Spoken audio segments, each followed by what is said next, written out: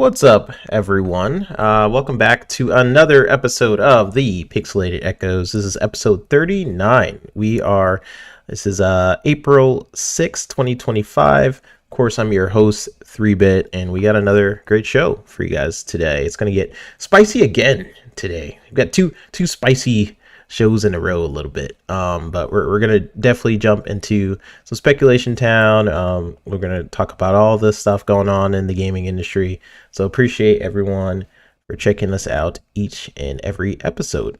Shout out to our audio listeners as well and our future viewers. We see you. Thanks for checking us out, and let's get straight into the intro. So we have my good bud and co-host, the Fuzzy Belvedere. How you doing today, man? And what have you been playing today? Oh, doing great. Glad to be here with you. Yeah, it's a busy time for gaming and finding time to play all the games, but been playing a little bit of South of Midnight. Haven't gotten into it as deep as I would like, just because a whole bunch of things going on in the background. But along with playing that, AC Shadows is still there, but it's going to be on pause to finish out South of Midnight.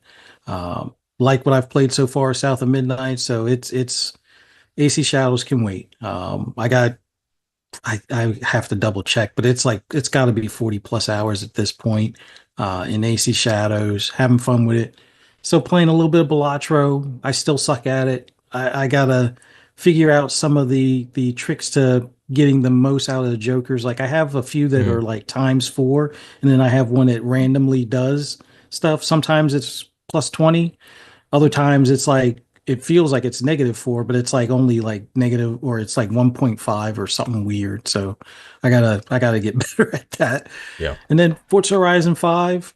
Haven't been playing as much because there aren't any new cars for me just yet. But the Realm is right around the corner, like later on this month when it comes to PS5. So there will be a whole new way to collect some of the cars I may have missed from earlier, and it'll be much easier for people new to Forza, whether you're on PlayStation or Xbox, to catch up on your car collection, make millions of dollars, and unlock some of the houses so you can make bonus cash and get some bonus cars and things like that. But man, gaming is stacked, and I think we got Player Obscure Expedition 33 later this month. Oh yeah. We got rumors of maybe a shadow drop next week of something from Xbox. And then there's another title coming out. I think, was it Towerborn is this month too, about the midpoint of this month for early access. So we need to call our congressmen and women and see if we can't get a petition for more hours in a day. Keep the normal 8-hour workday for some people, 10 and 12. But if we can add just like at least 2 more hours a day, it would make a world of difference. I think people would be a lot happier, especially with all the craziness going on right now. So yeah, let's do it. Let's adjust the sun too while we're at it. That'd be cool. That'll be cool. Nice, man. I've been playing 33 Immortals. So nice. I was getting my butt kicked. But here's the thing. Here's what's really funny about 33 Immortals. So it really does rely on teamwork, right? Mm-hmm. So you could go in there and try and solo stuff, but you will die very quickly. And me being a noob player when I first started in 33 Immortals, like I'm slaying people. I'm like, I don't need nobody. I'm just going off of my own, and immediately just dying in that game. Like, okay, I'm gonna start following some people. We did it's called torture chambers. It's basically the like mini kind of bosses before the main boss. And I was fighting in the torture chambers and stuff, but people be leaving me. Like no one gives me warnings or anything. I'm like digging in the chest, like, all right, what do we got here? And I look up, everyone's gone. I'm like, what? Where are you guys? So no, I've been having fun with that and figuring out like the learning curve of like the different like you can have a sword, you can have a bow and arrow. There's like these daggers you can have. I've been you start off with the bow and arrow, but I went to the sword, and I didn't like how usually in games when you're hitting something, when you're slashing something with a sword, your character kind of moves a little bit, so you don't have to be super direct to the enemy. But this one is like, no, you stay exactly where you are, and that took some little bit of a learning curve to Hmm. getting used to. But what I liked about it eventually, because after a while, I don't want to play this thing. I'm going back to the bow, right? Um, Hmm. but once I learned like you can block, and I know it's crazy, but if you block and you do it just at the right moment, you can like parry the attack, and it kind of does this wave. That's when I was like, okay, the sword's pretty cool. All right, Yeah. so I've been messing around with that. I didn't try the other weapons yet, to see if that's gonna be my main, but it seems like it's gonna be. I had no idea I would play this game. It just I forgot I installed it, and I was just like, all right, I'll check this out, because I was waiting for South of Midnight to download. I'm like, all right, Hmm.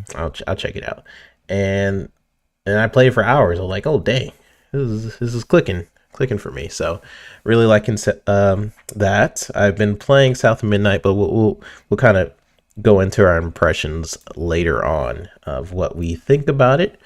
Yeah. But overall, pretty two really cool games. And they're Hmm. both in Game Pass. I didn't have to pay very much. At least I stacked my Game Pass for a minute, so eventually I will feel that monthly cost. But it's not too bad right now.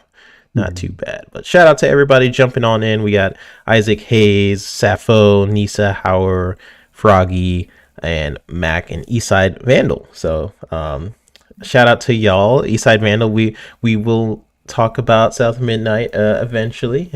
But overall, look, keep tuned. We got some me Fuzzy played like the first few hours of it. I think I got Hmm. probably a little bit further.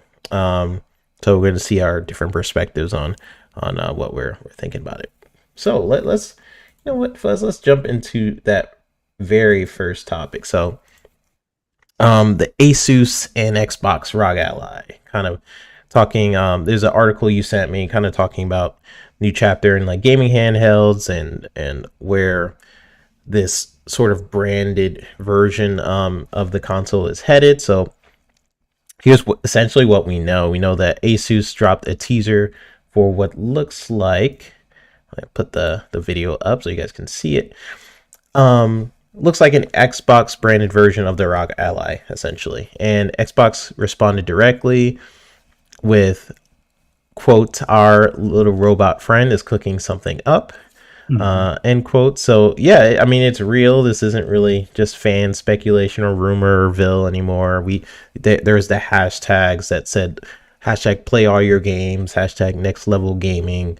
Um, Internally, this thing seems to be known as Project Canon, and it's apparently Hmm. the first physical proof of Microsoft's long term strategy, which is making the Xbox and Windows ecosystem one and the same.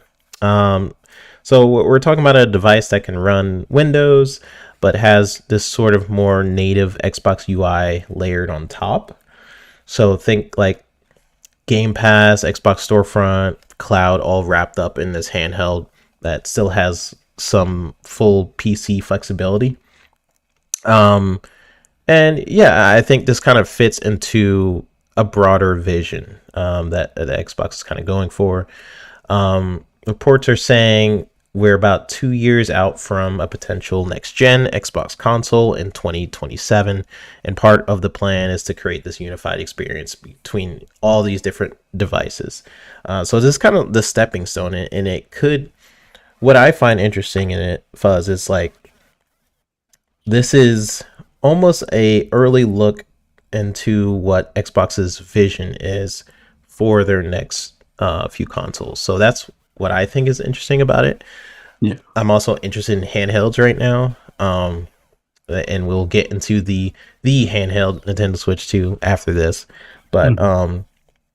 yeah, I mean, if they pull this off, you'd have a device that plays your Xbox library. You got something that supports Game Pass out of the box, but still has like Windows functionality. It's basically for people who want the ROG Ally, but a little bit who want the ROG Ally but has a little bit more attuned to the Xbox like UI. You know, you don't have to deal with the shenanigans of it not being super native, maybe. So pretty cool. Yeah. This is basically official now. It was kind of in this weird spot where we kind of knew it was a thing because Jez would put out articles, and we were like, oh, we know this is.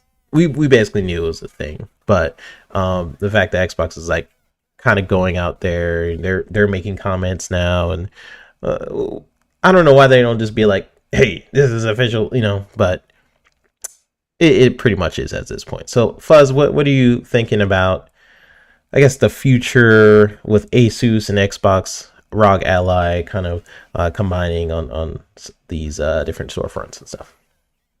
Well, my initial thoughts, like before Xbox responded to it, I was like, hey, maybe it's the ROG Ally 2 or the yeah, basically their second generation. Like the X is like the mid-gen refresh, a lot more powerful, fixed a lot of some of the user complaints as far as the original ROG Ally. So that one was like a nice step up, better battery life, better visuals, better performance, just better overall. But I just thought that this would be their next step, and then seeing Xbox in the middle of, some of their ad campaigns and having something similar to say with like play all your games. Yeah, it's a ROG Ally, and Ally is mixed in play all your games, but that's kind of a similar message to what Xbox has been doing as well.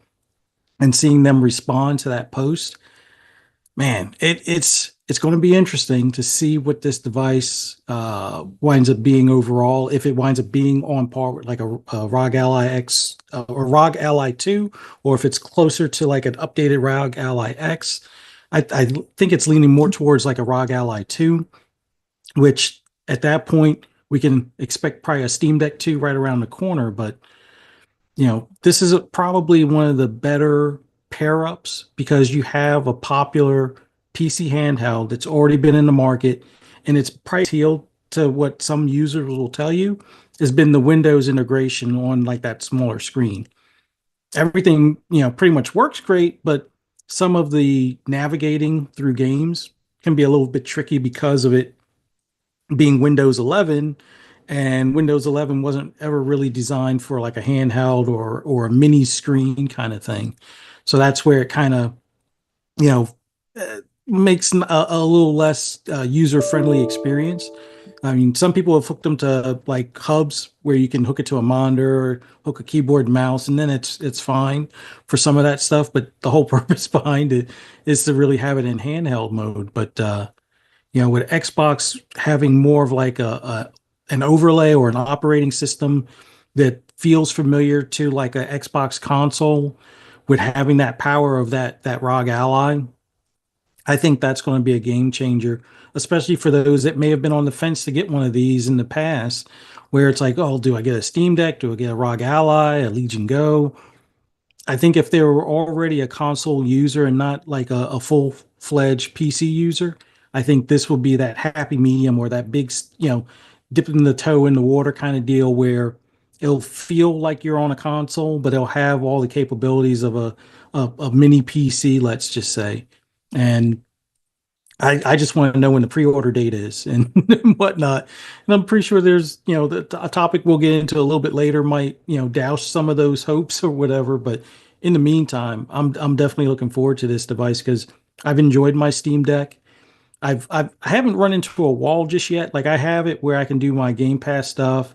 I can, side load my Xbox PC apps or games on it. Basically, Steam allows you to add apps from GOG and other PC launchers into your Steam library as well.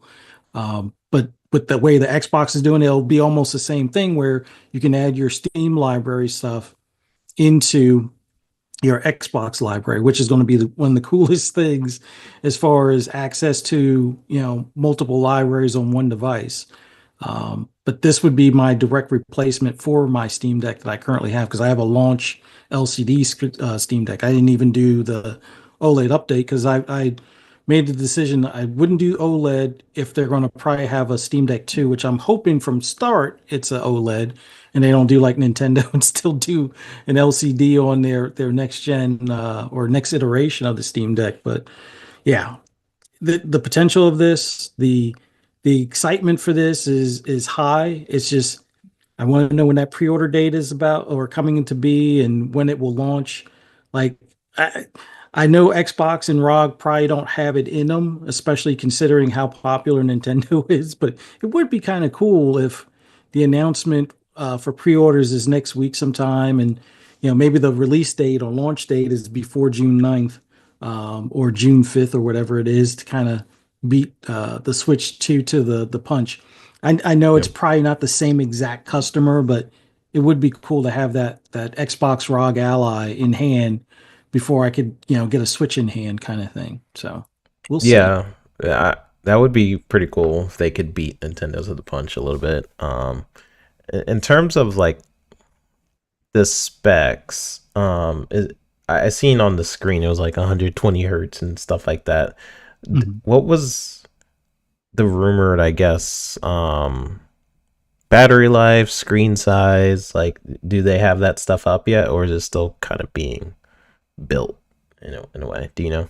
I think they're keeping that close to the chest. Because I think when those specs are released, at least for this Xbox and ROG device, especially if it's going to be on par with like the ROG Ally 2, I think they're holding it tight until they know that they can, start shipping them because Hmm. someone that may not have picked up a ROG Ally or a ROG Ally X yet, is probably not going to pick it up once they see those specs and they'll wait, a month or two for the next one coming out. But considering how these PC handhelds have been holding their value, even though they've done price drops on like the first series of launches, like the early ROG Ally, the early Steam Decks, you could pick up for under $400.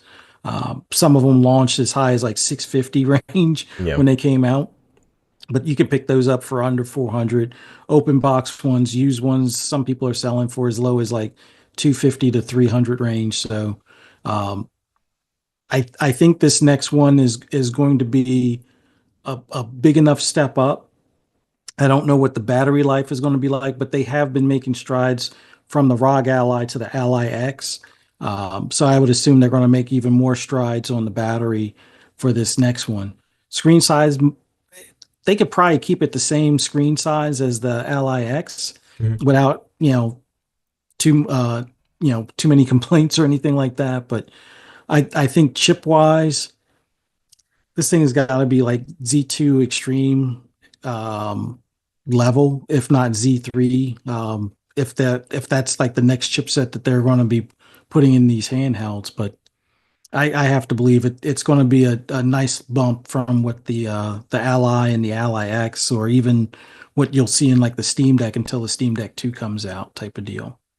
Yeah, and I think it's gonna be interesting with the market right now. Being you have this Steam Deck, you have different handheld devices, and it's interesting that Microsoft is kind of dipping their toe in it, without having to fully create their console. So I wonder how beneficial that will be for them with people who are investing in this, and maybe because of this device they jump onto Game Pass if they didn't before, or some people who kind of are looking at this. I'm kind of in the boat where I'm looking at this device because I've been interested in the handheld market. I've been interested in like jumping in Steam Deck and things like that, but um it's also interesting on the Microsoft front where they're like, this is, I guess it's a official partnership with them. So I wonder how they're gonna like officially make the trailers, and how they're gonna market it. Like, this is an Xbox device, or is this more so like a ROG Ally too? I'm just interested overall in how their partnership, their collaboration is gonna be marketed. Um, Yeah. but yeah, I guess we'll see. Um, let's read some of the chat, and then we'll jump straight into this second topic. So we got Nisa Howard saying, "I love my allies." Def Leppard saying, "Good evening, hello, hello." Legendary Yobi saying, "Yo, peace, love, life," as he always does. Appreciate you, Yobi. Thanks for dropping on by. E Ranks saying, "Evening, y'all. Happy Sunday, E Ranks." Razor Ultron saying, "Yo, yo, yo." And everybody else popping on in. So appreciate y'all for hanging out with us on this lovely Sunday. We had the Lords pop on earlier. I was hanging out in their chat. So such a funny conversation just about the pricing and stuff, and Addict was going in on GTA 6 and what the pricing was going to be for that. We'll see. We will see. So Fuzzy, you want to lead us in on this second topic? Yeah, and I do want to apologize. I don't have it where I focus on solely one article out there, but I do want to point out that after the Nintendo Switch 2 was announced, and we had the Liberation Day on, I guess that was Thursday. They put out a statement that they're pausing the pre-order. Originally, the pre-order was supposed to be April 9th, which I think was what was that, Tuesday? Yeah. Or Wednesday, I'm sorry, of this coming week. Mm. Um, but because of the tariffs that have been imposed, they're looking to put that on pause to evaluate, I guess, some of their expense or costs. Now, I've heard that some of those switches are already stateside, so we don't really have to worry about those particular ones um, as far as any tariffs being applied to those. Because if they're at a Nintendo warehouse, or if they're at a Best Buy warehouse, or at an Amazon warehouse, they beat that deadline where the tariffs would take effect. But considering the pre-orders would be around the same time as a lot of the tariffs are starting to hit these items coming in, they have to look at some things, because when you're in the distribution business, you're going to try to cover all of your costs. And if there's a new expense added to that, like the tariffs, where once they come stateside, coming through customs, you basically, if it's going direct to Nintendo's warehouse for distribution to all of their partners, then Nintendo's paying that bill. If it was a shipment that was ordered to ship directly to Amazon or ship directly to Best Buy, then either Amazon or Best Buy are paying that customs right off the rip before it gets to their warehouse. So with those situations, a lot of times you want to, if you can't eat all of that cost, you're going to in turn pass that on to the consumer to some extent. And with that being said, Nintendo's, and I know some people looked at the pricing and they were like, "Oh, that's a lot higher than we expected." Some people were expecting no more than 400 for the new system, but I kind of always felt that it would be a little bit more, 450 to 500 with a game. And it's I'm not a Nintendo fan. I'm a Sega fan through and through. I would say is a reasonable amount for a handheld. Now, compared to the Switch, people are going to have a differing opinion, but considering how old that hardware is to this hardware, or this hardware, it's not quite a 30 series level chipset from Nvidia, but it is much better than what the chipset was in the previous Switch. Honestly, 450 to 500 with a game is more reasonable than many may think. Especially considering how Nintendo is adamant about making a profit margin on every console sold, not consoles sold after a year of selling through inventory, but like from day one kind of deal. They're not taking any losses or doing any um, subsidy or anything like that, where they would make more off of the software, which we'll get to the pricing on software here in a minute. But I didn't think the pricing on the console was that bad. But then again, I also assumed, and we all know the saying about assuming, it makes an ass out of you and me kind of thing.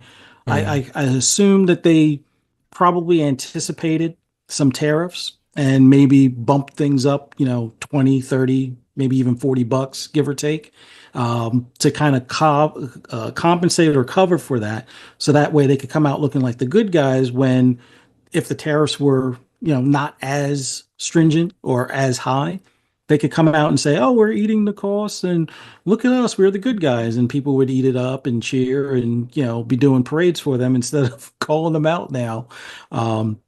But considering this pause that they're doing, it appears the tariffs were either far more than what they were anticipating, or they weren't expecting ones where they've moved their manufacturing. Now, as many people know, a lot of things are made in China, and we know our current administration has been always focused on like the deficit as far as trade amongst China, which, give or take, it is a pretty decent deficit, but the drawback is we've kind of purposely moved that way, not just from consumer demand or the demand for lower pricing, but the ease of, cheap labor, um, you know, improved quality goods. In the beginning, it wasn't necessarily the case, but a lot of the manufacturing over there can be tailored and customized to a T and done for way cheaper from an R&D standpoint when it comes to tooling as well as labor. So a lot of businesses have seen this as a better opportunity to keep their costs low. Now they could probably eat some of that margin, but we're we know businesses are going to make the money that they can, as much money as they can make for themselves as well as their shareholders. So all of that aside, these tariffs are now hitting some of the alternate manufacturing locations that a lot of places used to use. So, with China being the former main focal point for electronics, a lot of places have moved to Vietnam or Taiwan. They're still able to do the same quality builds. The companies may have lost like decimal points of margin in comparison. In some cases, for some devices, they may have actually improved their margins compared to what they were getting in China, because China eventually becoming more of a developed middle class and whatnot. They're not always going to be as cheap or continue to be as cheap, even though they do a bit of manipulation of their currency. At some point, their prices will increase over time. But places like Vietnam and Taiwan, those were seen as at one point a safe alternative because it's not China, so you don't have as much focus on that. But given the Liberation Day focusing basically on all of our deficits as far as for trade, Nintendo was kind of broadsided to some extent. I don't think they were anticipating that, Vietnam would get hit as hard. So, with that being said, here we are looking at a potential delay on the announcement for pre-orders and possibly an increase. Even though these are still stateside, there might be a way that they're looking at leveling the costs across the entire production line. Like they could eat, they could sell them as is at the price that they listed, but then the next batch of, from what some rumors are saying, the 20 million that are here now, which they can move those probably in a couple of months, the next 20 million would wind up being somewhere between 200 to $250 more possibly than what they are currently. Yeah. And that would be a bitter pill to swallow. Like the first 20 million people to get it would probably feel extremely lucky, but then you run the risk of scalpers making up the difference. And to probably level things out, what they may do is, instead of what would be the ultimate price that they would have to raise it to kind of keep things in proportion, instead of raising it 225 or 250, they might just raise the ones that are here plus every one of them thereafter $100 or $150. It's not the full amount. They eat some costs. Their distributors eat some costs, but then they pass on some of that cost as well to us.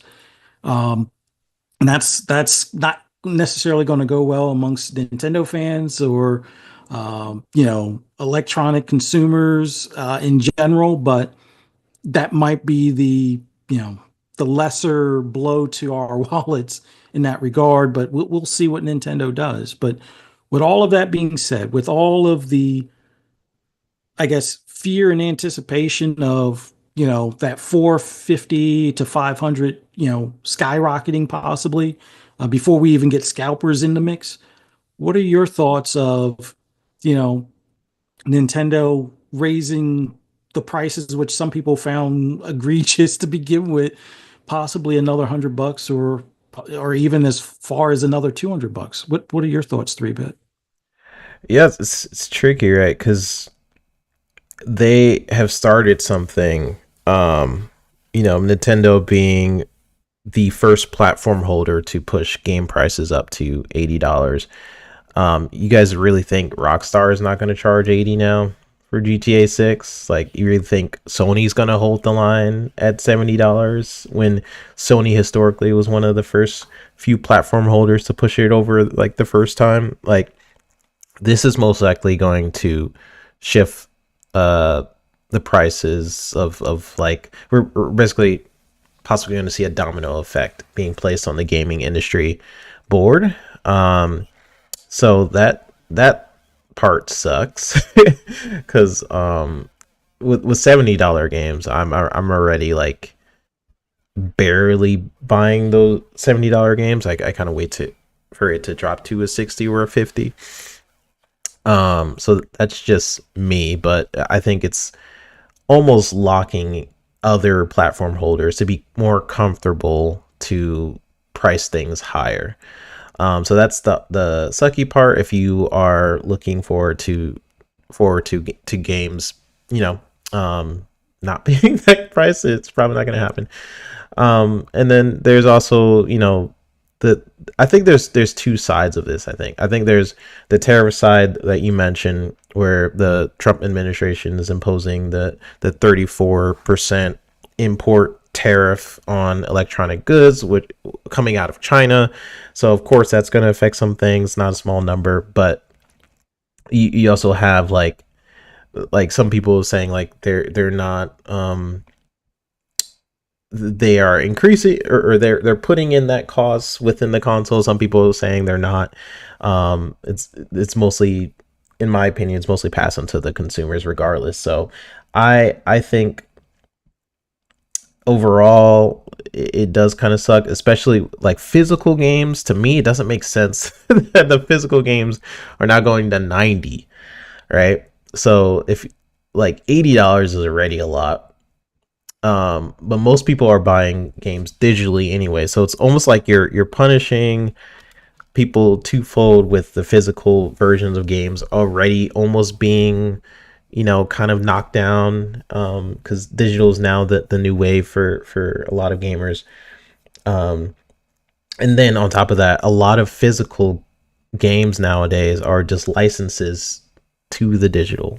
If I said that backwards, a lot of physical games, when you buy a physical game, it's just a digital license, which I think Nintendo even admitted is probably what's going to happen with certain games Yeah, on they're the key Switch too. card games or something like that.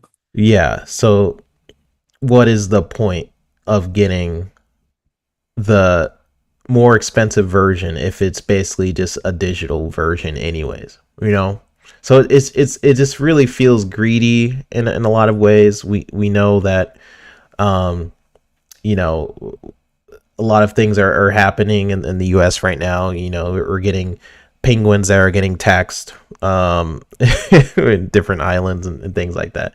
I will say, I think Boxenberger made a good point that like the pricing is almost aligning with what people in Europe and UK have been paying. It's new to us, but these are pricing structures that Europe and UK have been paying forever, and now we're finally getting like, oh shoot, what the heck is this? What's this $80-$90 nonsense? And I mean, I'm gonna complain about it. I'm not I'm not saying like, oh, we should just get used to it and stuff. I will never be in the boat of let's pay more and let's be happy about paying more. I think like, gaming just being the hobby that it is, and me jumping into it like with my um current value, like with Game Pass for example. I think Game Pass with these prices is even a better deal, Like, Yeah. if which I thought would be almost impossible at this point. I think 80 $90 games now point Game Pass is even a way better deal than if you start increasing these prices of games to 80 $90. It's going to be insane. I don't think Mario Kart, in my opinion, is worth 80 $90. I mean, you're gonna think about it. On the day of release, Mario Kart's gonna be 80 $90, and then you have Forza Horizon in the same breath, and it's not gonna be 80 90. You know, I don't know. Maybe maybe it's just that's just the way I look at things. But yeah, there's a software part of the conversation which really annoys the heck out of me. Where you basically are um setting the new industry standard, because it's not just, oh, Mario Kart World is 80 $90 whatever. You are basically telling the rest of the industry that it's okay because you're a major platform holder, and not a lot of people call Nintendo out for stuff like this. So the fact that no one calls them out for stuff like this means other companies are going to jump in and like, look, they did it. You look, it's fine. So they started something that is not going to stop anymore. So that's software side, and then there's the hardware side where they're really just having. I think it's a mixture of the tariffs that the U.S. is imposing on them right now, because we're basically doing it to everybody except other things. But I think there's the hardware side of it where it's like they are getting tariff, and they're also kind of waiting to see like if they can maybe decrease the price. Maybe that's why they're waiting for the pre-orders on in the United States. Everywhere else, I think they have announced the pre-order date and pricing and details like that. I think few weeks or so we'll find out how America's is going to be doing here with how we're tariffing other countries. So I think that's basically Nintendo's just figuring out how much can they get away with, in my opinion, because it's like the tariff, but they're also really greedy. So it's Yeah. like how much can we get out of people, and especially people who are not paying attention to what's going on in the world. So um it's like so many layers to Yeah. that event, and it all just happened after the direct, right? Because you had the direct, like, okay, cool, got some cool games, all right, that looks pretty cool, and then they announced all the pricing afterwards, which is really smart in my opinion. Like, don't do it during the show, in Yeah. like a Get you small excited pod. for Yeah, you're like, all right, cool, let's look this up. What were we paying? And you're just like, whoa. So yeah, it's different layers to it, because it's like they are setting a new standard in a lot of ways for pricing of games in general. So yeah, a lot of different things there. Any additional thoughts? Yeah, and some people in the chat have brought up a great point. Like, Yep. they could also just be playing the waiting game, considering we've seen how wishy-washy things can be at times. So by Monday, maybe tariffs go away. Now, my gut is they probably won't, but we've seen stranger things.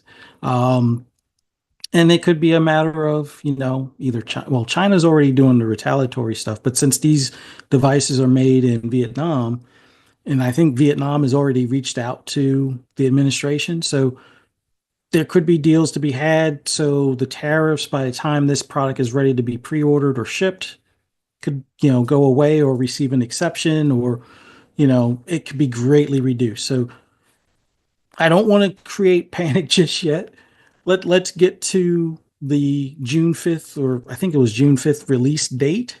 But in the meantime, it does definitely throw things in chaos, and sometimes I think this administration loves the chaos because it keeps it in the news cycle.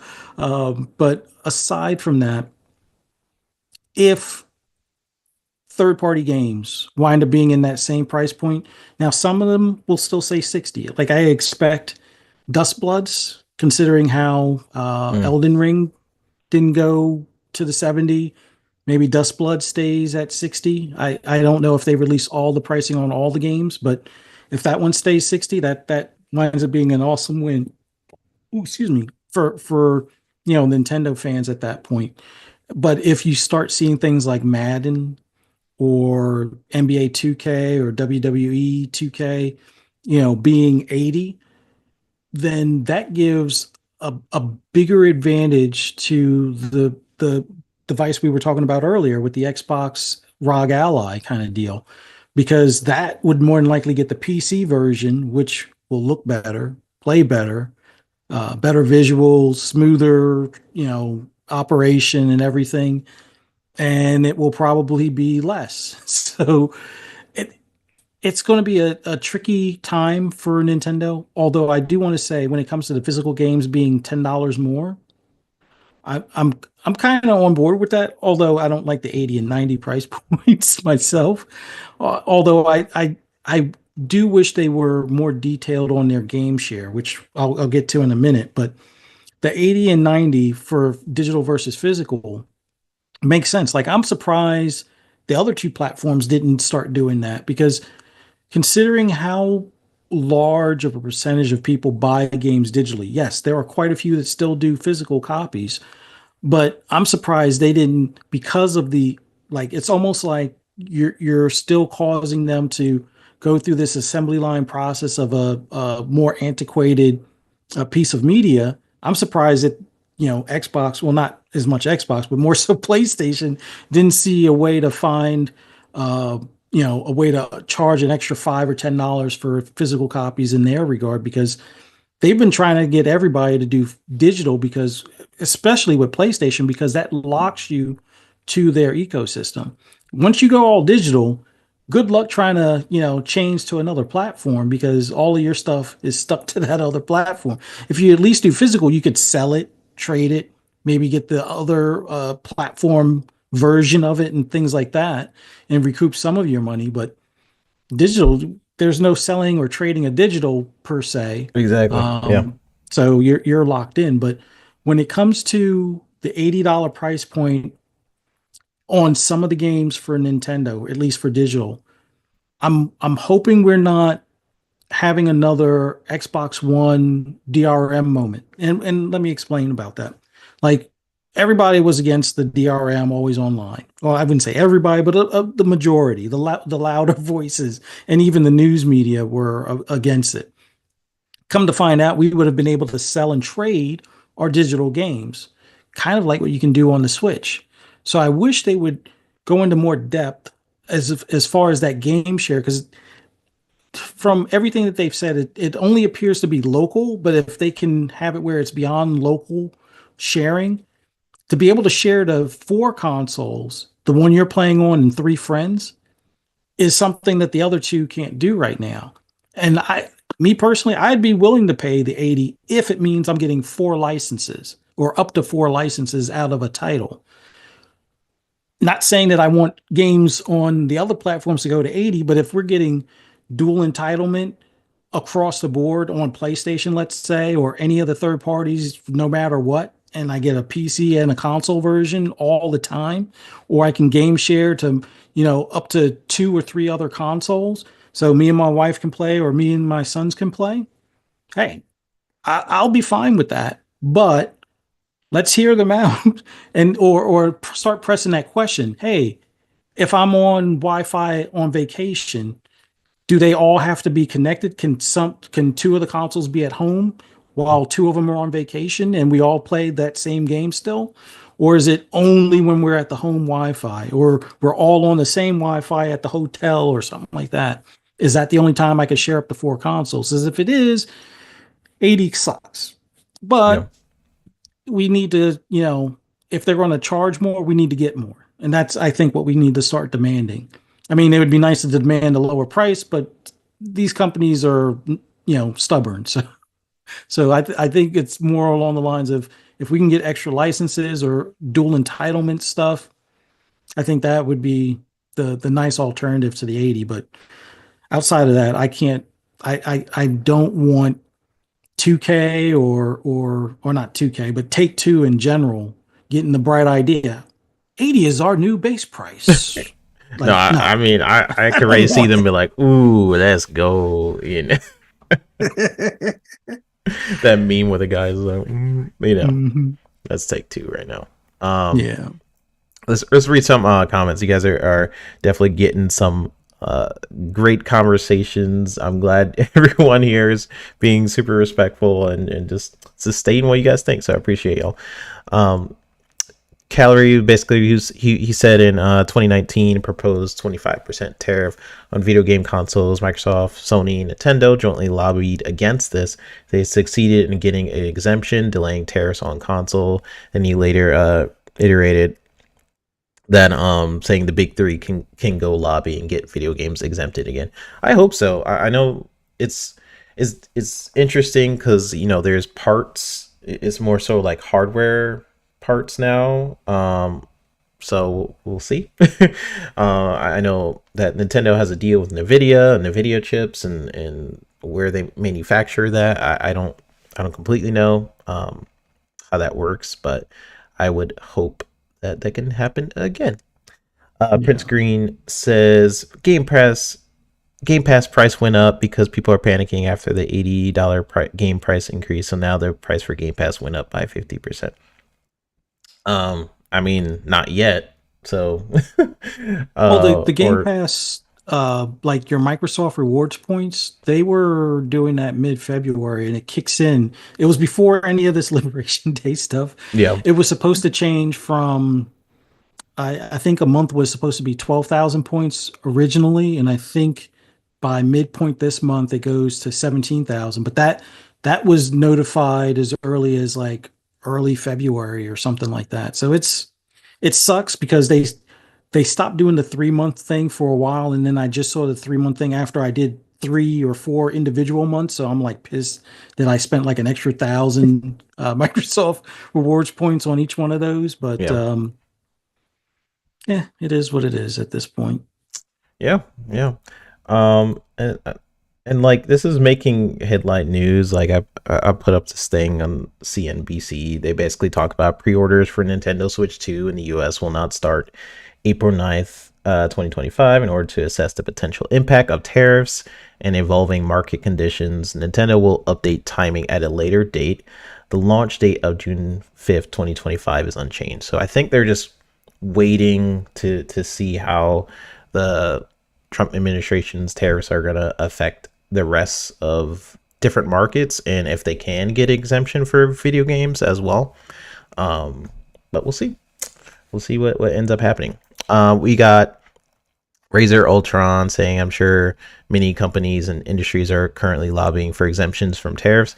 Yep. I mean, that's something Calorie pointed out. And also, I think I saw that there was over 50 different countries right now trying to renegotiate trade deals with the US. So Yeah. there's around 50. So Yeah, there's countries renegotiating, there's companies lobbying, and there's even legislators. There's senators and representatives for their areas. Now that most of them it's not video game related. It's either yeah, agricultural or things along those lines where they're lobbying to see if they can't get an exemption for certain things, like especially things from Canada or Mexico. So the auto industry, the agricultural industry, they're knocking on Trump's door, although he's where he is playing golf. But they're Monday is going to be starting next week is going to be a busy week for him with meetings and people basically trying to renegotiate some stuff or lobby for stuff. So let's hope it works. yeah, yeah. You got to get those penguins. Got to get the penguins. Fillmore says physical games also lead to a used games market that entirely cuts out paying the publisher. Gamers buying digital is way more profitable for publishers, and that price shouldn't be as high. Wait, let me reread what you said. Physical games also lead to. Oh yeah, for sure, for sure. Um, I, it's that's the thing that's what I was saying earlier. Like the fact that Nintendo is charging $90 for physical games and then $80 for digital. when most of the market right now, most people buy digital games anyways, and then you also layer that on top where a lot of physical games just have digital licenses. It's just like you're just doubly punishing people for not really. It's just weird to me. Um, we got RSJ fan says, yeah, countries are coming to the table to negotiate, which is a good thing. Yes, yes. Nisa Howard says these countries put tariffs on us to not have our stuff flood their markets. Um, it's like we put a tariff on them, but they're gonna put the same percentage or even more. So it's like the only person that gets hurt in that that is not the business. I'll tell you that it's most likely the consumer. Greatness awaits. Say goodbye to that 401k. Yeah, all the things. Like it's so hard for this specific topic because me and Fuzz was kind of talking about beforehand to not get super political, but it's like that's kind of what's happening is what's happening in our our markets and in our industry is affecting the gaming industry. So I don't want to shy away from stuff all the time, just because of that. But it's just the reality of what's happening right now. So what's happening in the market is affecting our gaming prices, which is also affecting our consoles. Like there's no other way to talk around it. But I appreciate everybody for keeping it respectful and everything. I will say one thing. I'm Yep. not a financial advisor, but there are certain markets that are pretty much recession and depression proof. Medical, especially things like AstraZeneca, Pfizer, companies like that, even though they may go down, they tend to stay solid through most things, unless there's like some sort of, you know, clear negligence or mistake they've made with a drug where they knew it was causing a third eye to grow and they did nothing to prevent people from getting, whatever side effects type of thing. But pharmaceuticals are usually somewhat safe. Believe it or not, uh, alcohol is somewhat safe as far as even in the worst of times, people will spend some dollars for Budweiser or Coors or whatever. So Mm-hmm. look at some Yep. of My those, beer. the parent companies for those, um, and try to it, from a risk standpoint. Tech is going to be somewhat risky. I'm not saying get out of it, but also look at things like gold to kind of shore up your stuff. Bonds are kind of risky if we do get in this trade war with China, because they could just cash out a lot of theirs, calling on some of the debt and make matters worse, where the bonds won't be as easy to guarantee and whatnot. But that's like worst case scenario. But a little bit in gold, a little bit in pharmaceuticals, and things like alcohol or industries that even when people are broke, they still need.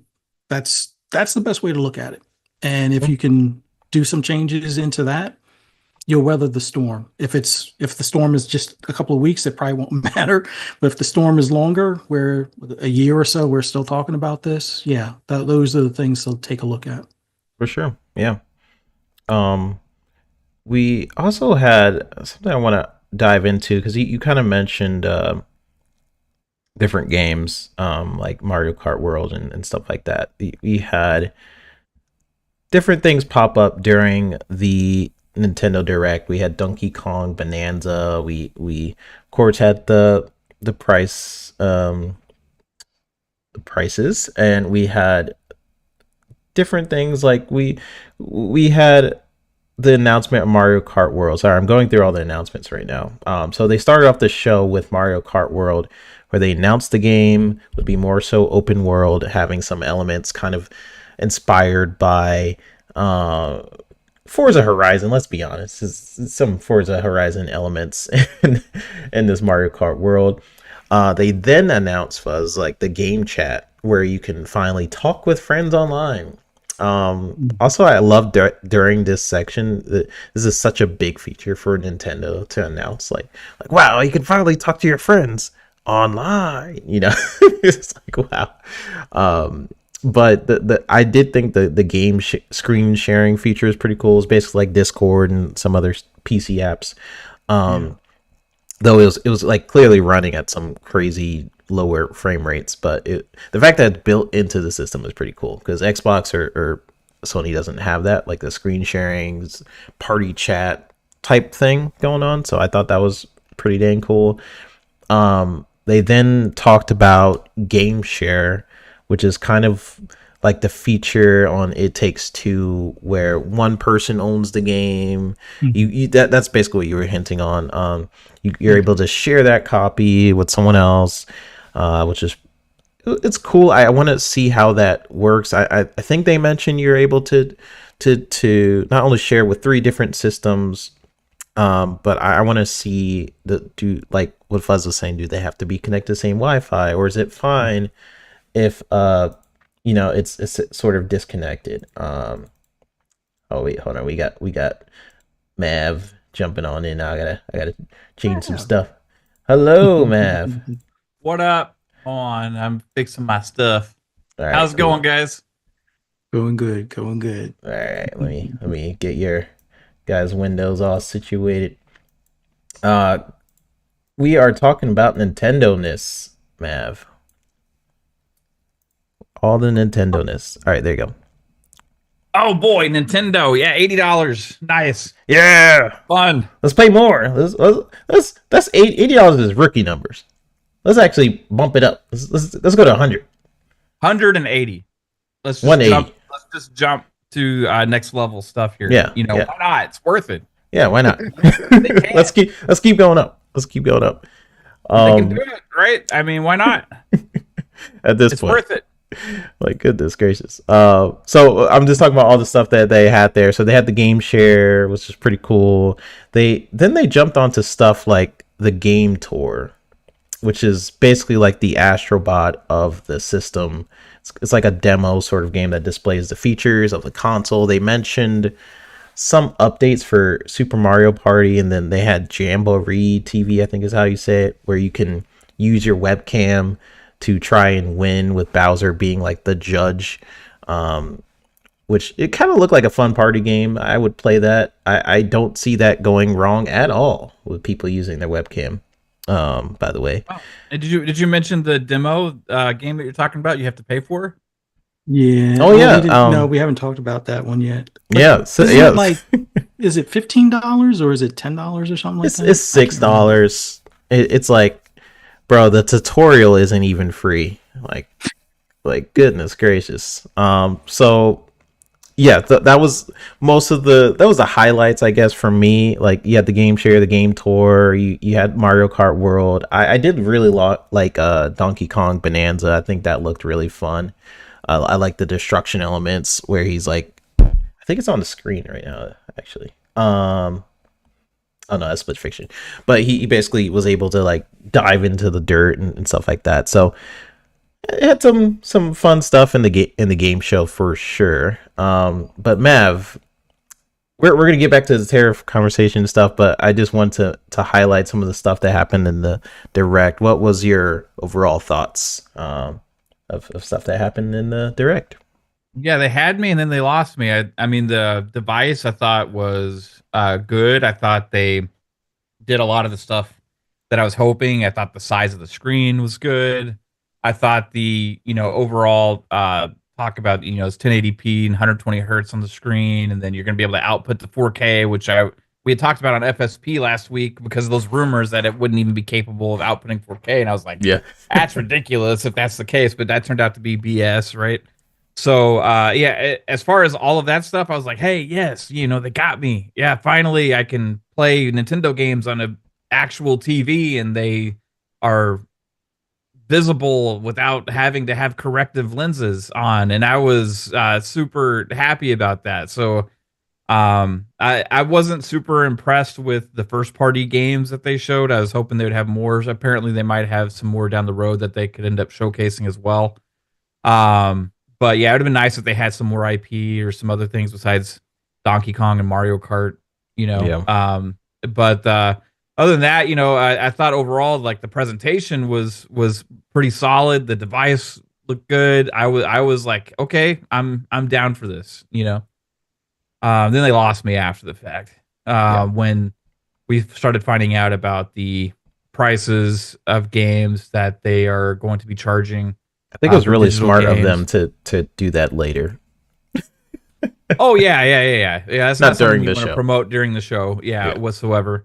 So yeah, we found out about that after. I was okay with the price of the device. I thought comparatively to like PC handhelds that are out there, and you know the fact that it's a Nintendo device and all that other kind of stuff. I thought like overall is pretty fair for what they were asking. The device itself. But then yeah, it's like, you know, the Nintendo games being for the one, like that's the point of owning that, right? Yeah, you're gonna have more third party support this time around, which is good to see. But overall, like the point of owning that over like a PC handheld or something else is just mainly for those big time Switch games, Nintendo games that are only available, and finding out that those are going to be priced at a premium, and which Nintendo never puts their games on sale, hardly ever, and if they do, it's very very little. That kind of just checked me out because I'm just not going to be willing to pay $80 for something that looks like it could have come out, you know, 12, 13 years ago, and it just because it's made by Nintendo, you know what I mean? It's not like it's doing anything special or different than a lot of the other games that have been coming out the last decade. You know, Yeah. it's just Nintendo games, and I'm sure you know they're gonna be good quality and fun and stuff. But it's just not a reasonable price to ask for those games, in my opinion. So you know, being that if you buy it knowing that the ones that hey, I would be looking forward to this game once a year, twice a year, maybe, and those are the ones that's the reason I gotta buy that I want to own that device for. Mm. Um, it's just I don't want to pay $80. So, and then you can't wait for sale because you know that's not gonna happen. So Yeah, the sale. yeah, I was gonna point that out. The fact that some people are like, I'll wait for the price to go down.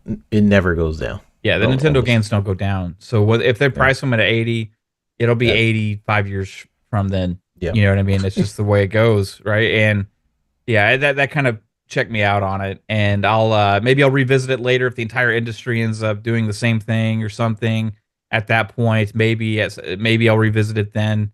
But for me, it increased my interest in the other handheld devices that are out there or coming out soon, especially the Xbox Asus one.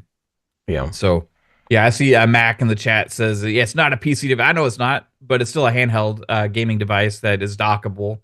And you know, the only thing different about it, really comparatively to the other devices that play a lot of the same games, is those Nintendo games. And so that's my point. Like price wise, comparatively, that's also why I said I'm fine with the price because I thought the performance you're going to get out of it is pretty good.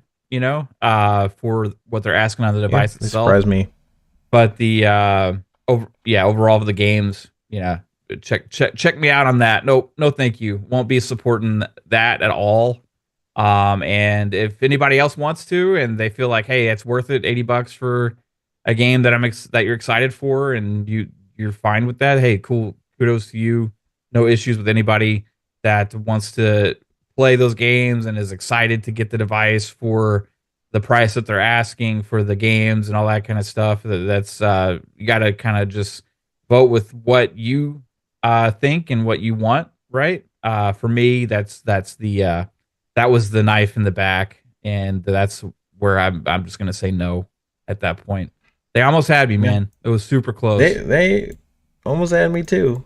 I'll say like in the last stream we talked about the Switch and what I was looking forward to and like what my expectations were for this Switch, right?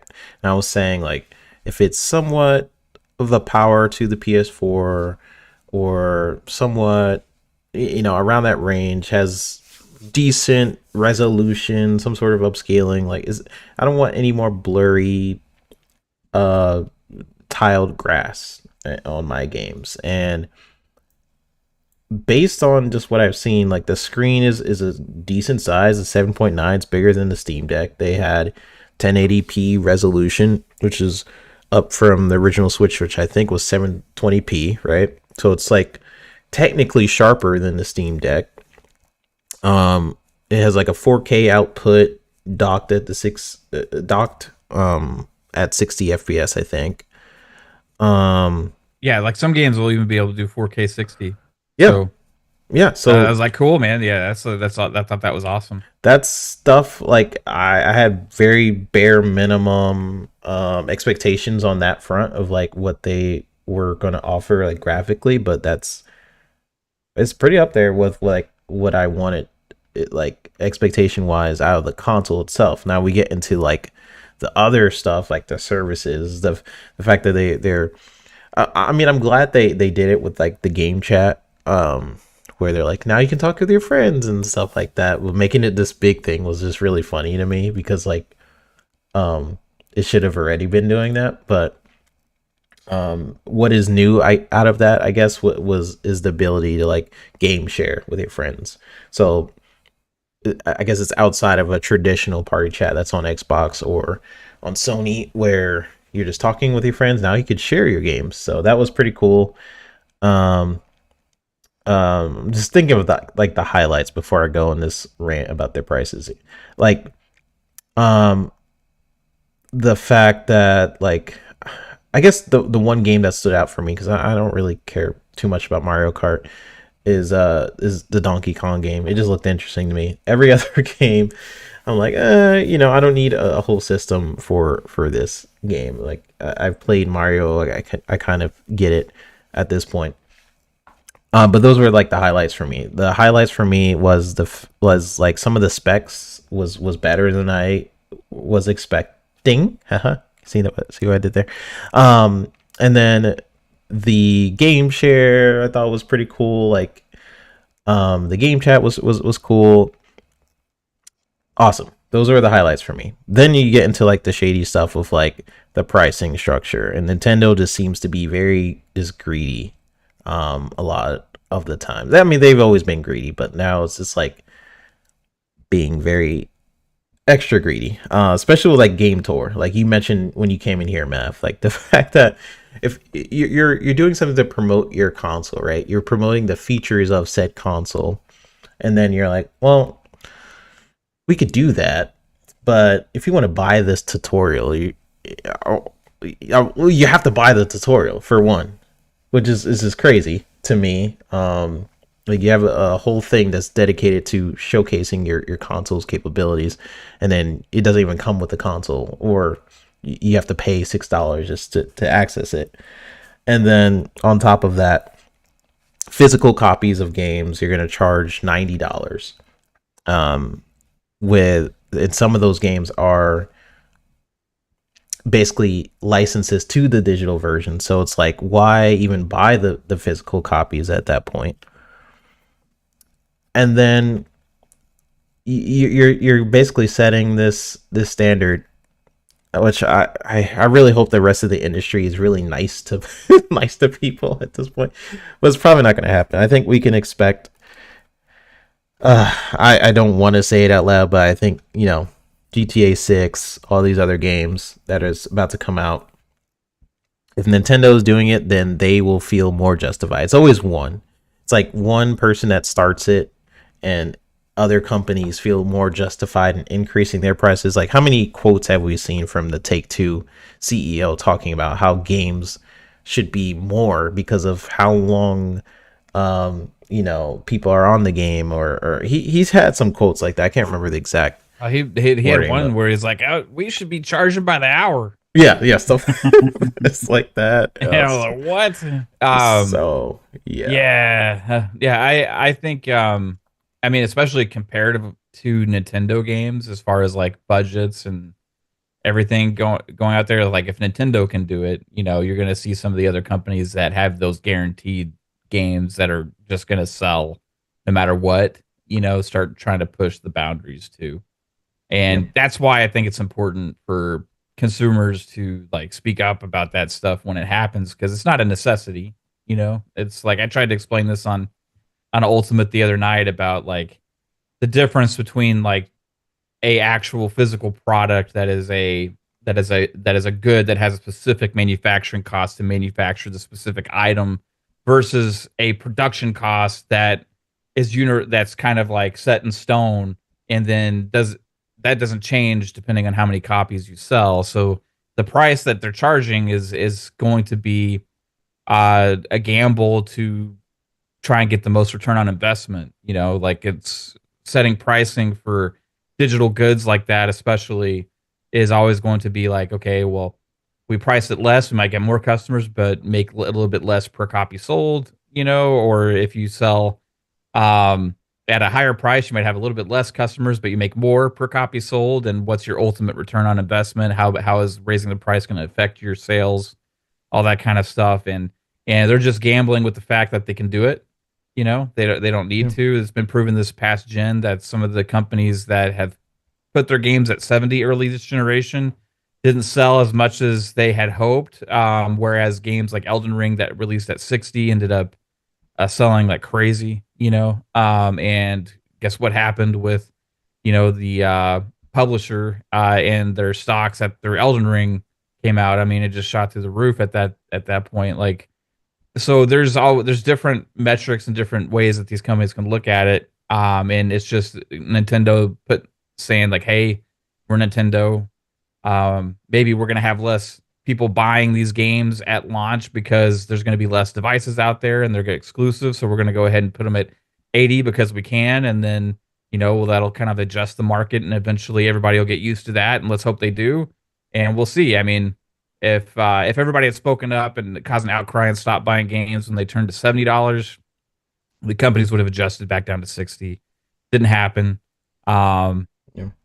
If it won't happen again with the $80 thing, because it's just is what it is. People are gonna buy them, and but ultimately we'll see how it all shakes out in the long run. But yeah, I don't think it's good whatsoever. Not for customers. Maybe good for Nintendo. But that's not what I'm celebrating. Like, hey, Nintendo, yeah, you did it. Make more off of this. No, we that's what it feels like sometimes. Like hey, Nintendo needs this, Yeah, but that's what some people try and push. Like, oh, it's like, yeah, there's lots of reasons why they have to do it. No, I hate that mentality. So the people do that with Sony and this like console people all the time. They doing it with GTA 6 even before all this craziness started happening. Like, do you guys want to pay more? Like like just have the mentality like, yeah, let's just the industry is hurting. It makes sense. I'm like, I think it's a mental thing of like a justification, of like, I'm excited for this. I'm going to buy it. I know I want it. So I have to justify it in my mind and promote that it's okay, because I don't want to be out there saying I don't like it and still buy the device and, like not be happy with it. You want to be happy about your purchase. You want to be happy about what you have to look forward to. And it's like a justification thing in your mind of like, yeah, it's okay. And so then at that point, it's like anybody that says it's not okay. No, you're wrong. It's okay because I am okay with it. You know what I mean? And you never want to feel bad about any of the products you pay for or buy or own. And so that's, if you have the PlayStation guys at the beginning of this generation being like, 70, yeah, it's worth it, man, because no monetization in the games and the production value, the production costs are skyrocketing and inflation. It's time, all of this kind of stuff. And I'm like, no, it's not worth it. It sucks. You can still be excited for a device and still kind of, realize that there's corporate shareholders and greed and trying to maximize profit margins and all that kind of stuff. They're businesses. They're not doing this for us out of necessity. They're doing it to grow their business. And that's one way of doing it. That's the counter thing to that too. 3-bit is like what Phil said, and it kind of sucks that a lot of Xbox guys wouldn't want to hear this too, right? Because in his mind, like, they have the smallest market of actual console users, right? Of console owners, right? So like exclusive games for them are going to reach the lowest amount of users potentially, than PlayStation or Nintendo. Right. And so that's one of the reasons they expanded to PC right at first, right? And then that's one of the reasons now they're doing, so much third party stuff and everything, because it's like, as he had mentioned at that point, it's like, well, we got to grow and we got to make our money and we got to grow as a business. So it's either one or the other. And they said that they didn't feel like the best way of growing was to raise game prices, increase monetization, and all those other kind of things. The best way to grow was to actually attract more customers. So that's what they did. And, Nintendo's not going to do that, at least not for the time being. PlayStation, their model with how popular their console wasn't going to do that at the beginning of this generation either. But you see even them slowly starting to go to PC more to try and track those new users and stuff like that. But yeah, I don't want to live in a world where we justify exclusivity by end up paying $120 per game, because it's like, well, that's the way the businesses got to grow and increase their profit margin because the console market's capped. Let's just let them keep charging more. Yeah. It's just not. Yeah, it's not the best thing for us as customers, right? And I'm sick of buying hardware that's expensive to buy expensive games where sometimes you only have one or two of those end up coming out a year to look forward to anyway, to justify buying that hardware in the first place. Yeah. Facts, man. Facts. And I do wonder, like 5-10 years from now, like where these consoles are going to evolve. Our first topic was like ROG Ally, right? Or we kind of just talked about their partnership, and what was interesting to me in that topic was just where is Microsoft, like that's technically going to be the first ripple domino effect of like what their vision is for the future. But Xbox, by them going in these different markets, going in PC and going in mobile, and now reaching out on we know like Call of Duty is probably going to be on the Switch too, right? I mean, we know it's going to be on the Switch too. the next Call eventually, of Duty. Yeah, eventually. Like where these consoles are going to be in the next 10 years. I'm just interested because Xbox right now has sort of read the tea leaves and being like, okay, the console market has been tapped for a while. It's not growing necessarily. The people that are on consoles right now, I mean, they're buying games. They're doing really well. That's why GTA 6 is only going to be on consoles, right? For a little bit, anyways. So it does well, but it's just like it's not necessarily a growing market when you have mobile and PC constantly just growing, and those are markets that for a while the main three consoles weren't going after.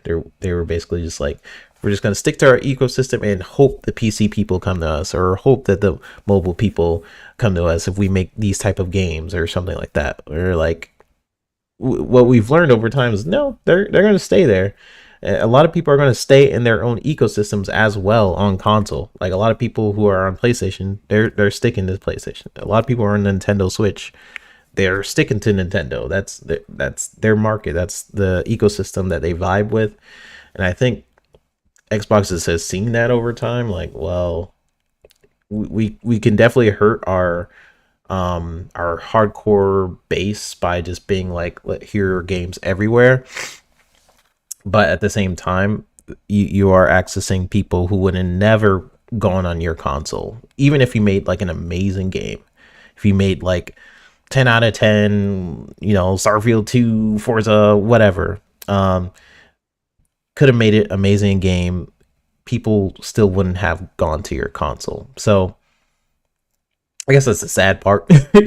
But I mean, in that, I think they've found a strategy, and we'll see what happens in like 10 years and how it's going to be the ecosystem wars for sure. But I kind of wanted to get your views. Like Fuzzy was kind of going in on like the tariffs and stuff like that, and in the industry, kind of mentioning like how what's happening in our current government is kind of affecting the gaming industry, and how can that can kind of spiral to other stuff.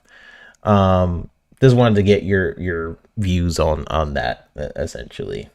Yeah, I'm not like I'm not the smartest guy when it comes to a lot of this stuff. I just always try and think of things as like practical and common sense thinking. You know Yeah. what I mean? And I don't get like any too one sided with political stuff. Usually, it's just kind of like kind of observing and Like, taking how does everything this that's affect you? happening. You know, exactly. And I always think about like that for the most part. And like socially, I always kind of look at like how everything affects other people too. And I'm kind of like more on the side of like I want everybody to be treated well and respected and all that kind of stuff, right? But as far as like tariffs go, I I don't know if it's a good thing or a bad thing yet, and I ultimately think time will tell.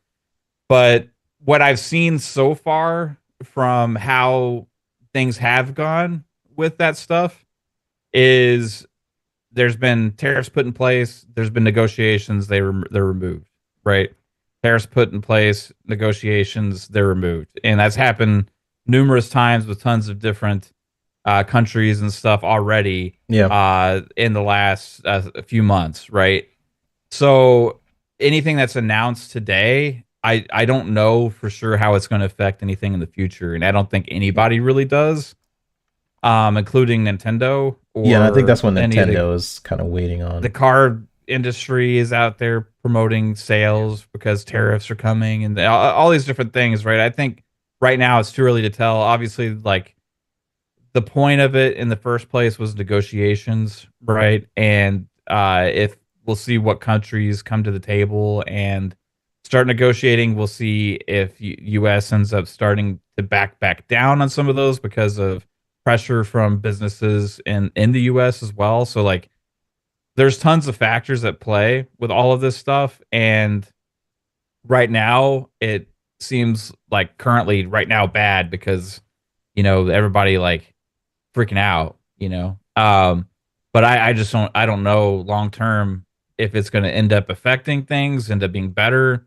and I think time will tell for that. So currently it's like a pill to swallow for many, and we'll see if any good comes out of it.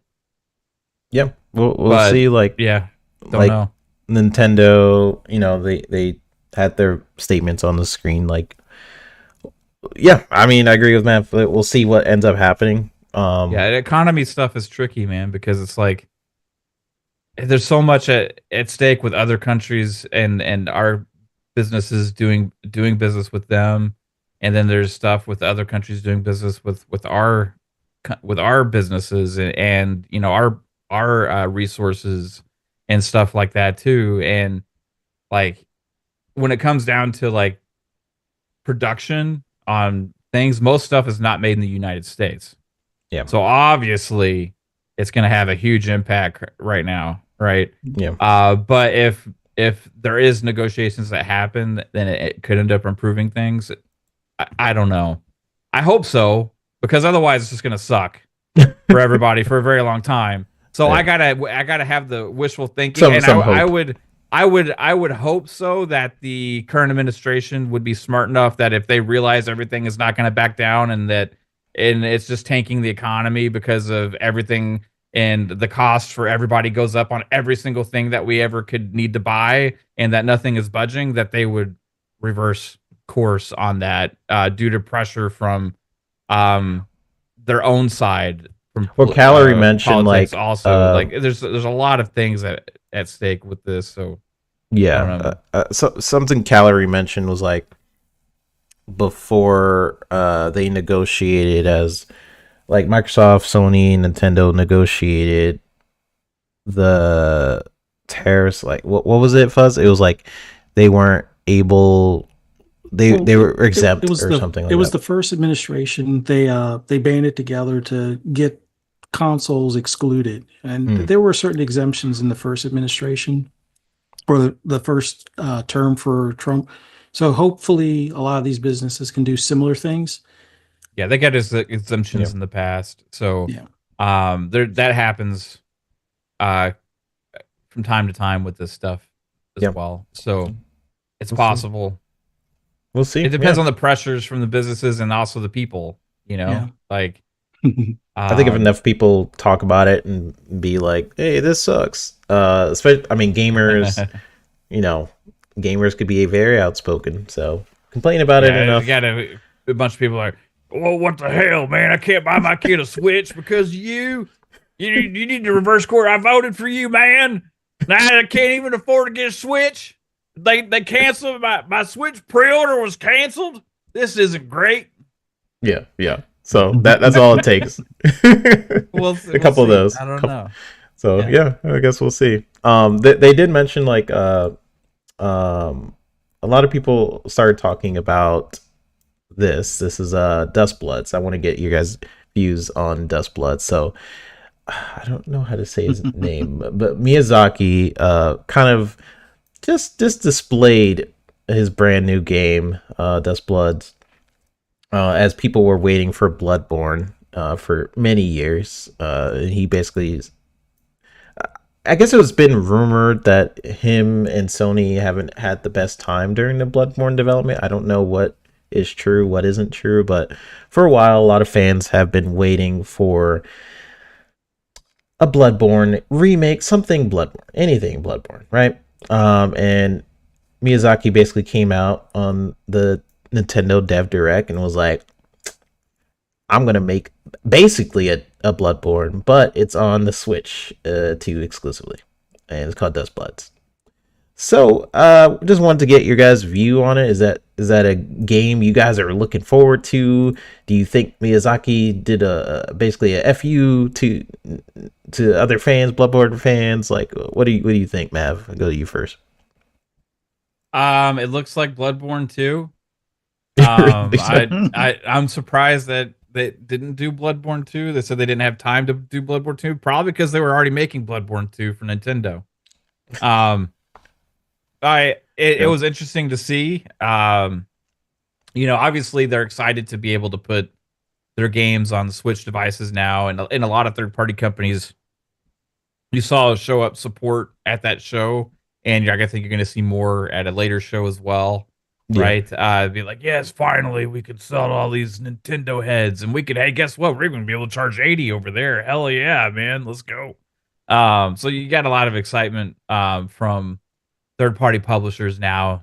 So it doesn't surprise me, because there's been a lot of games that end up coming later to the Switch with a way worse version of a game, right? But now they're able to put like pretty good quality games out on the device that they know is going to be popular, right? So it doesn't surprise me necessarily. It's kind of like, hey, yeah, we're here now. Everybody get familiar with buying our games on your Switch, right? So that's going to be a thing that happens. A little bit of middle finger to PlayStation. I don't know if they want to say F you too much to PlayStation, because that fan base is very diehard, and one of the reasons that that Souls genre has become so successful. So at the end of the day, I think like they're still going to be pretty overall cool with PlayStation, and I think maybe they're probably going to be working on some stuff with them at some point soon. I don't know. Am I excited for it? Hell no. It's a Souls game through and through. I tried Bloodborne. I had it. I played several hours of it. Just really kind of ended up at some point in any of those games. I always get to this point where I feel like I'm beating my head up against a wall, and my patience runs thin, and end up going to something else. Yep. And then it's like, do I want to go back to that and get through it? I can. I know I can. It's not about like, oh, it's too hard to beat. It's just like patience level of repetitiveness of you're meant to die sections. In those games. Yeah, no, 100%. And it's like my main thing is not the difficulty in them. It's like when I do get to those, how often am I willing to repeat sections in games, right? And that's my thing with Souls games is I don't like sometimes where it's like, okay, I got to replay through this section like 5 or 6 times to figure it out or get strong enough, or and all that kind of stuff. So no, I'm not excited about it whatsoever. Elden Ring was interesting because it had the open world aspect, which kind of changed things for me. But then when I Mhm. got to a castle, it became a traditional Souls game Yeah. again. And at that point, I was like, oh, Yeah. I really so tried as well. yeah, I completely get why people love those games, and I understand the quality of them and how great the combat is, and all of that stuff. I wish I loved them. It's one of the genres that like, man, I wish. I think my younger self would have.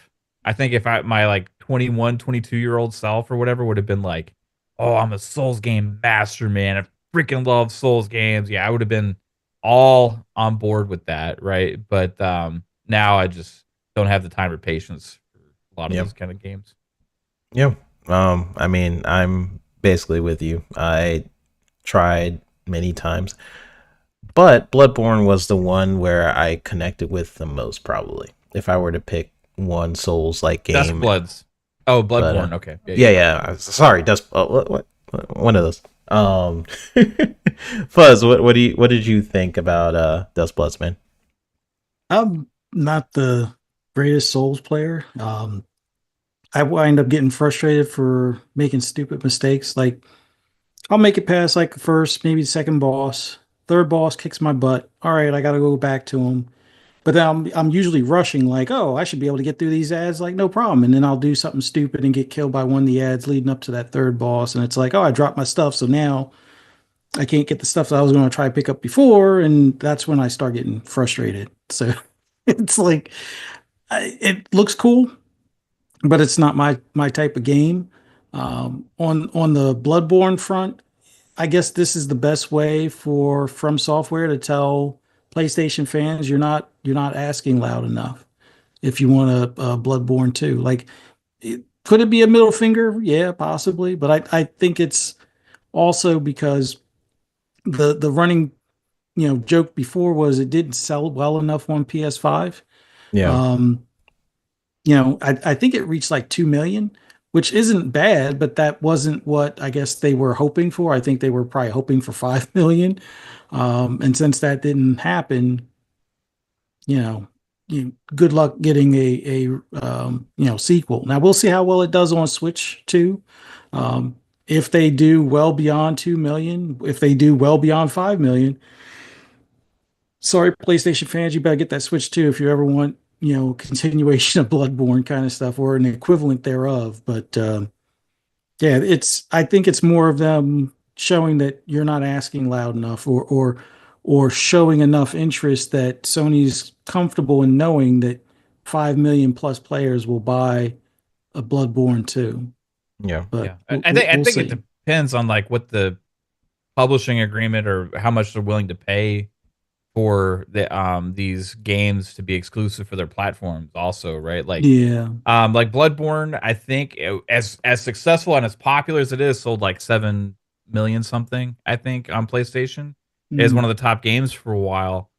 But yeah, like Elden Ring sold over 25 million pretty quickly, And if you're from software, it's like, multi-platform game that sells, you know, 25 plus million, or exclusive game that sells 7 million. Let's restrict our What's sale. what's No, let's the go back. what's how much is Sony willing to pay for that difference, right?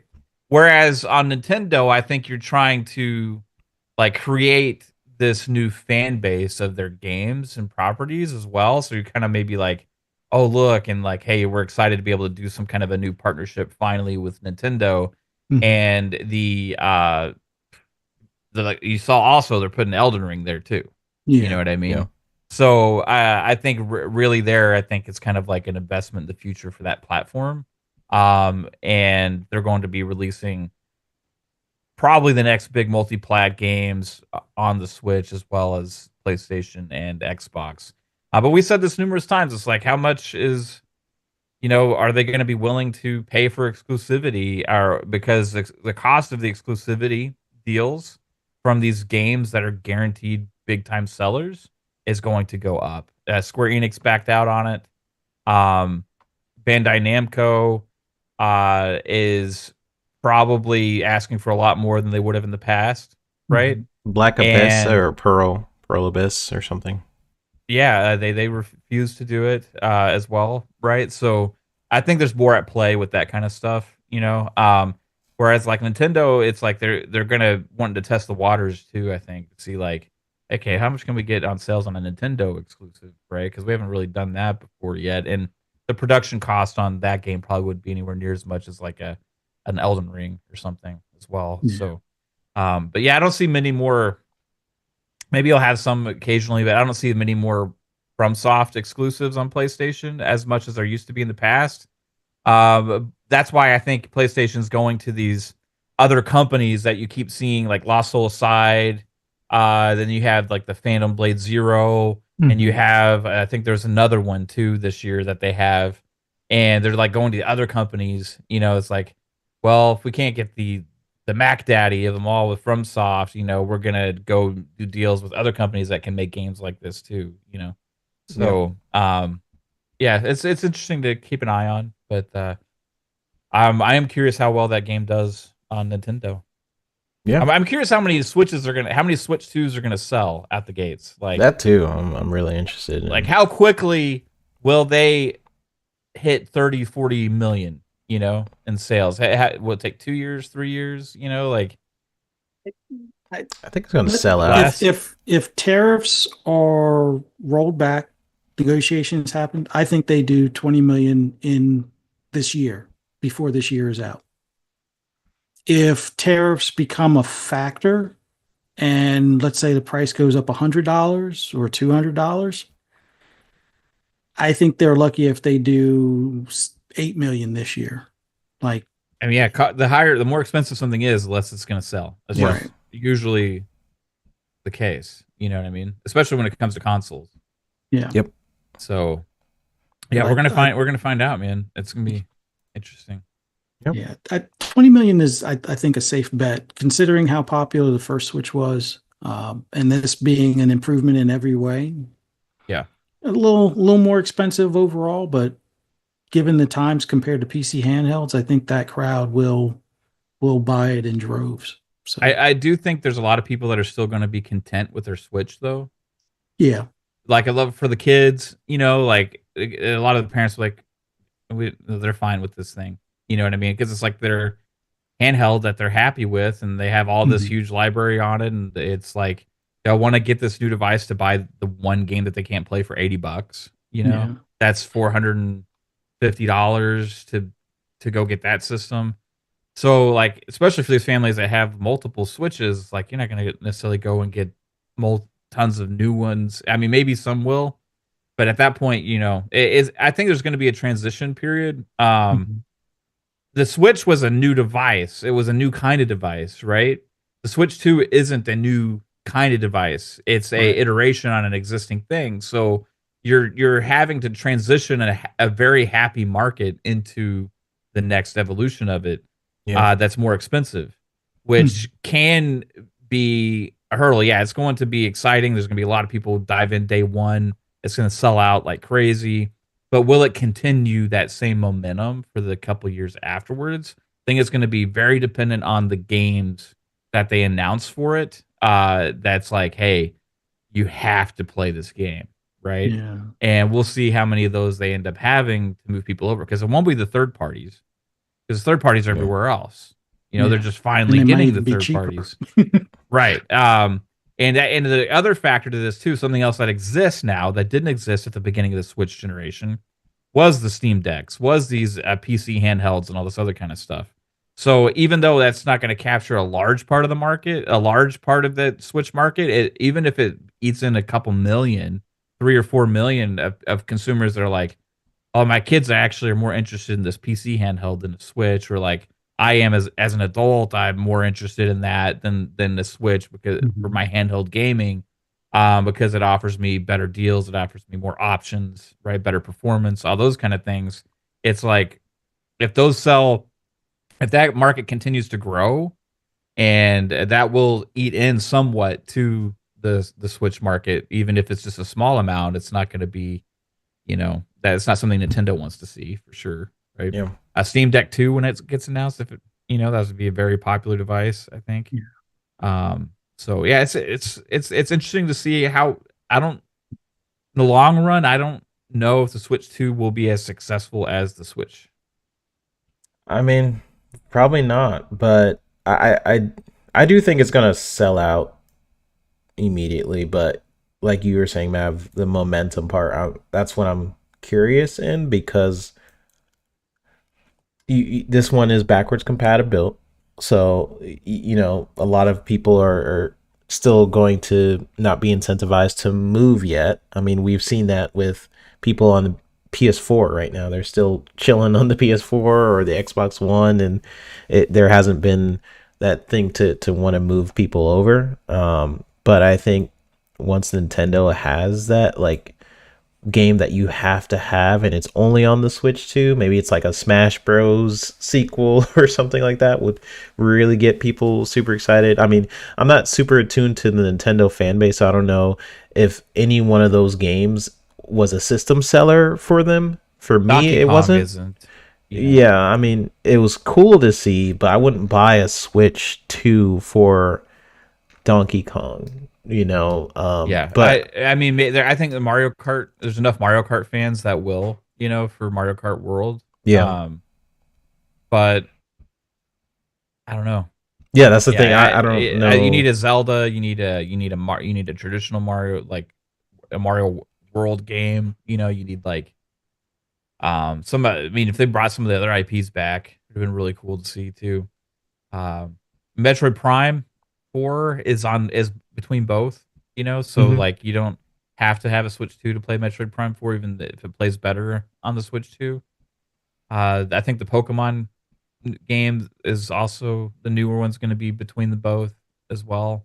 Right. Yeah. So, and a lot of these companies are going to want to still make games for the Switch that have been making games for the Switch because there's such a huge Or established the user base. opposite, man. Like companies who haven't made games for the Switch, now they can Yeah, but those will be technically. on Switch too. Those will be on the Switch too. So But yeah, so those will be those third parties, right? So that'll be the interesting thing. And like, will Nintendo users want to upgrade their Switch so they can play NBA 2K? You know, It is I don't know. tempting with it being on the go. yeah, Even if they haven't picked up a Steam Deck or if they don't have any interest in the Xbox or OG Ally, Mhm. 2K might be that thing that pushes them over, or Madden Yeah. or WWE But if 2K. that's why you're buying one, then why don't you just get a PC handheld? Good question. Right? yeah. But so it comes down to both. It's like you got to be excited for those and the Switch 2 exclusives. You know what I Yeah. mean? Well, it just comes down to me to that ecosystem question. Like people just love Nintendo, so even if it does, like to the point where Nintendo will be so behind on just features. Like the fact that people are so excited about game chat, Mav, is so Oh yeah. insane to me. That I don't. People are going to use Discord still too, like yeah, over but like that. that's just an example of like people are so tied to their ecosystem that like that is a feature that excites them because Yeah. it's normalized on the Xbox and PS5, whatever. You can have game chats, party chats, whatever, but it's new to Nintendo, so people are like, "Oh, yeah, could finally talk to friends." Um, so I think it's the same thing with Nintendo. Like people are just, you know, gonna stick to that thing regardless. Yeah. But we Yeah, will it'll be see. interesting. I think it'll be a successful device, and overall, like I think it's going to be like a very popular. It's going to be good. I just like I don't know if it's going to be the evolution or change things. Be that excitement thing that the original Switch was, where it's just going to explode. It Yeah, could, but it takes momentum, right? Switch had crazy momentum every year for years. It just yeah, recently started slowing down, so um we'll see, man. yeah. We'll see if And Mario price Kart price is World gonna be a factor too, for sure. Yeah. price will be a factor. I guess Mario Kart World is supposed to be that system seller for Nintendo, Mhm. because they're bundling it with the like, look, you're actually getting a deal, an $80 game. Um, So yeah, we'll see how well it sells and what the momentum is. Yeah, that bundle deal is going to be what most people are going to get. $500, you get Mario Kart World and this in the system. Like Yeah. if I was to get one, that's what I would get. You know. Ditto. Yeah, that's probably what I would get as well. Are you getting the Switch too, Mev or Fuzz? Are you guys getting it? No. It depends. Okay, and Fuzz, it depends. Okay. I think it comes down to what the final pricing is come June. If it's still 500, it's better than 50% chance of me picking it up. If it goes up past the 500, I can probably wait. Yeah. If they end up announcing a game at some point that I just absolutely feel like I have to have and play, or else my life will not be complete. At that point, maybe I will consider. What game would do that for you? Honestly, I don't even know. Like, because it would have to be something that was only on Nintendo, but it wouldn't be a Zelda, right? If they made some kind of amazing, like open world, like style Mario game potentially, like if it would have to be like incredible, like. What about Star Fox?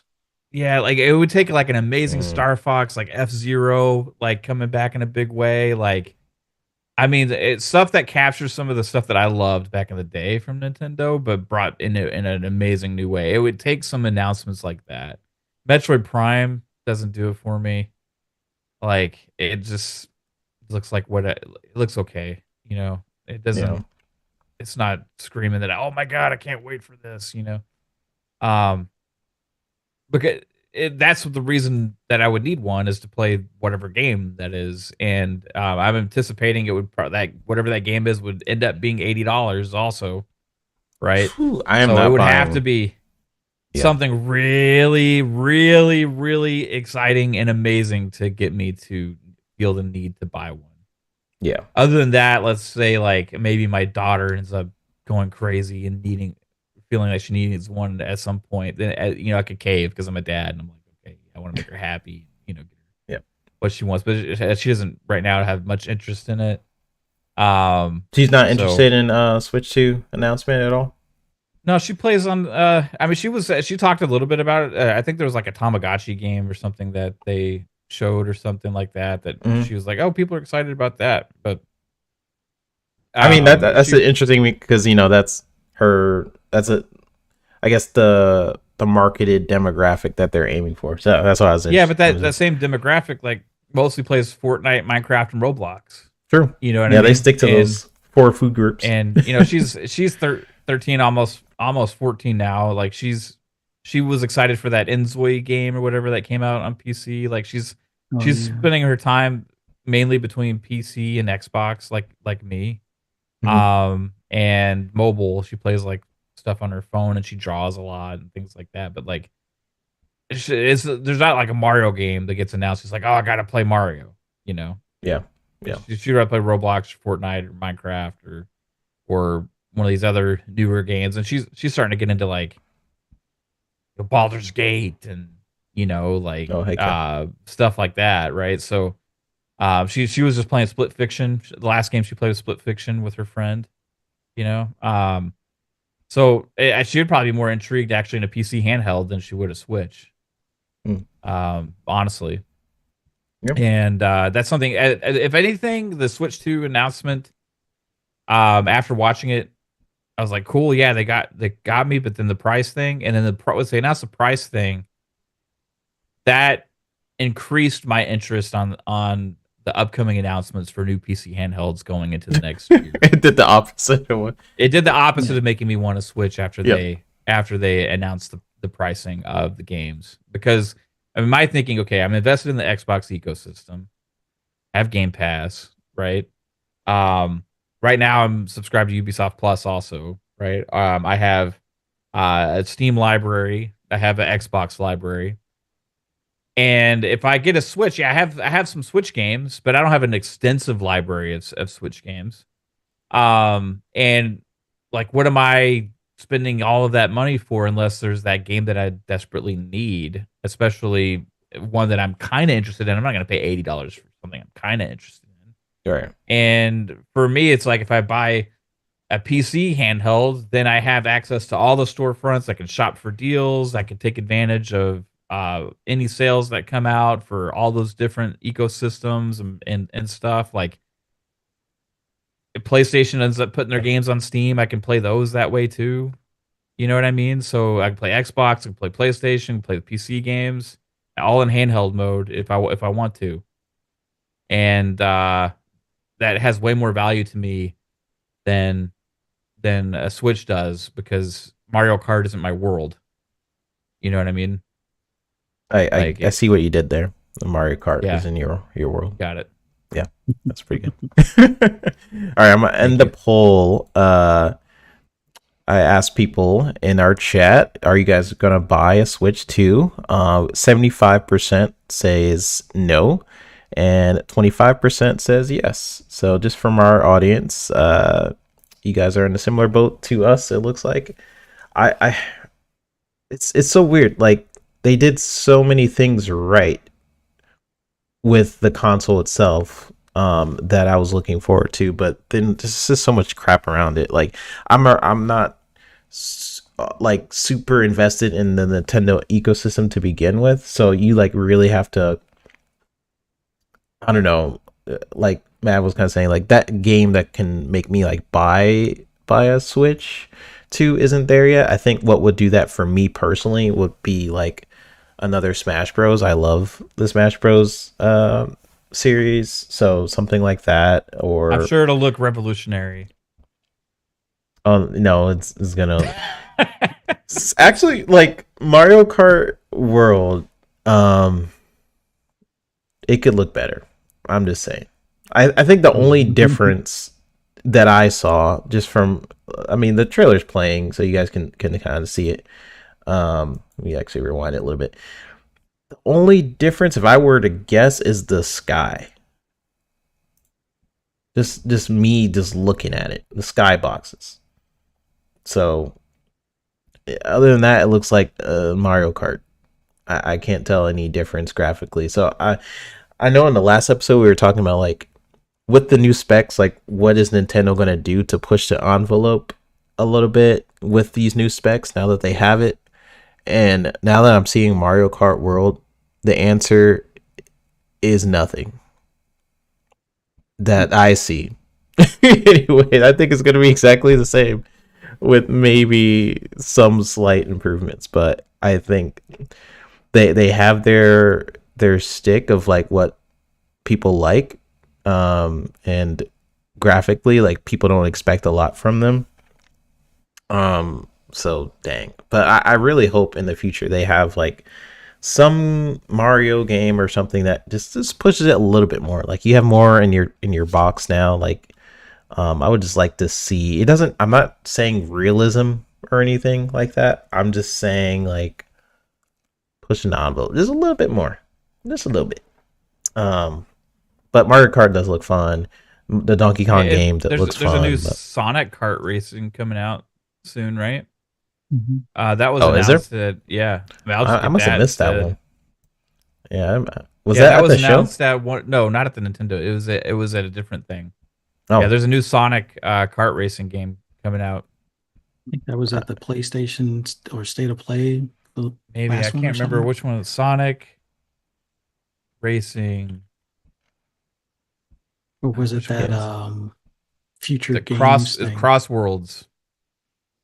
Crossworlds. Yeah, it's called Crossworlds. Yeah, Sonic Racing Crossworlds. So Sonic racing games are great. If you like kart racing, I'm just telling everybody that so they don't feel like they have to own a Switch for kart racing. Sonic Crossword. I've never heard of this. This looks freaking cool. It was like announced maybe like a month ago. At what though? Was it like a? It was either the Future Games show or was there a State of Play? It might have been the State of Play. Oh, okay. Yeah, I tuned out when I was watching that. That's probably why. Okay, it makes sense now. I'll go back and rewatch that show. Let's read some comments. You guys are going in. Greatness Awaits says, "Oh, Minecraft movie biggest video game opening more than Mario movie. Fu Nintendo Steve is more popular, I guess." Exclamation. Oh no, there's no exclamation. Um, yeah, I keep forgetting that Microsoft owns Minecraft, right? And then that right now it's the biggest movie right now, or a video biggest. It's the biggest movie right now, but it's the biggest video game opening based movie of all time. So that's pretty cool. I don't think I'm gonna see it in the theaters. I will see it via. Is direct video? Is that a term people use nowadays? Direct to video I'm waiting for streaming. I'm not going to streaming. pay money at a movie theater. Yeah. So I will wait. You gonna go see Minecraft, Mav? You gonna go see it? I think maybe, but I think my daughter wants to because she's talking about how there's like everybody's like chanting during Minecraft or something. There's Yeah. like some stuff going on with social media and like all the kids People and like in the stuff theater, like yeah. are like really excited when they see certain things that they're part of that Minecraft bubble. You know what I mean? And I think that they did a good job of paying homage to those things, probably to create those moments. That from what I've seen from most people, it's just like an okay movie, but like it captures something with some people that has created a Cool. lot of excitement. So I've seen some things about some people are like, wow, this is crazy horrible because everybody's clapping and cheering the whole time and screaming during this movie. And the movie kind of sucks. And then and then I see the crowd that is like doing all of that, you know, clapping and cheering and stuff. They're like, wow, did you see that they paid homage to this like YouTube streamer that, you know, Mm, I was a Minecraft streamer. Like the stuff that they would understand that like a lot of us wouldn't, you know. mm.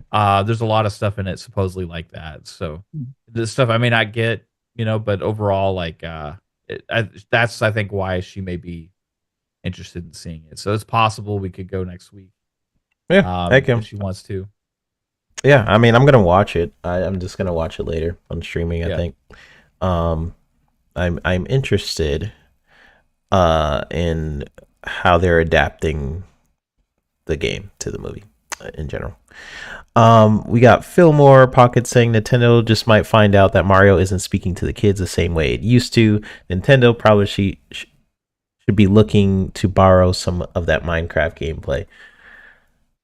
I mean, and then someone else kind of follows. Greatness Awaits says later, my kids call Nintendo boomer games. Listen, I'm not super attuned to the Nintendo audience. Um, but I mean the consoles sell freaking well. That's what I know. That's all I know. Like I don't like I've tuned out around the GameCube time, like or after the GameCube time of like Nintendo fandom, I guess. Like I just basically stopped caring about Nintendo games and everything to the extent that a diehard fan would, but I don't know. I is that true? Is Nintendo a boomer thing, Buzz Mav? Is it a boomer thing now? Am I out of place here? Oh, Fuzz, you muted. Sorry about that. My cat's acting up in the background, so I had to mute her. But Yeah, all good.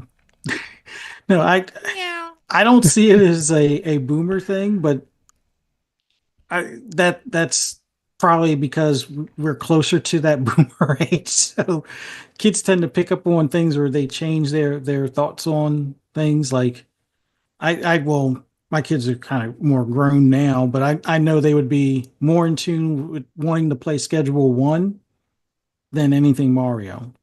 Mm, And Schedule One is more of a teen. Well, it's not supposed to be for teen; it's supposed to be for adults. But I guarantee you, there are teens out there playing it. It's basically Breaking Bad, the video game, to some extent. Um, but yeah, My kids did kind of have that thought process for when I bought the Super Nintendo Mini. Mhm. Um, but I think some of that was because I was so excited playing Street Fighter 2 against them and kicking their butts that they were like, "Yeah, this ain't it. We're not interested."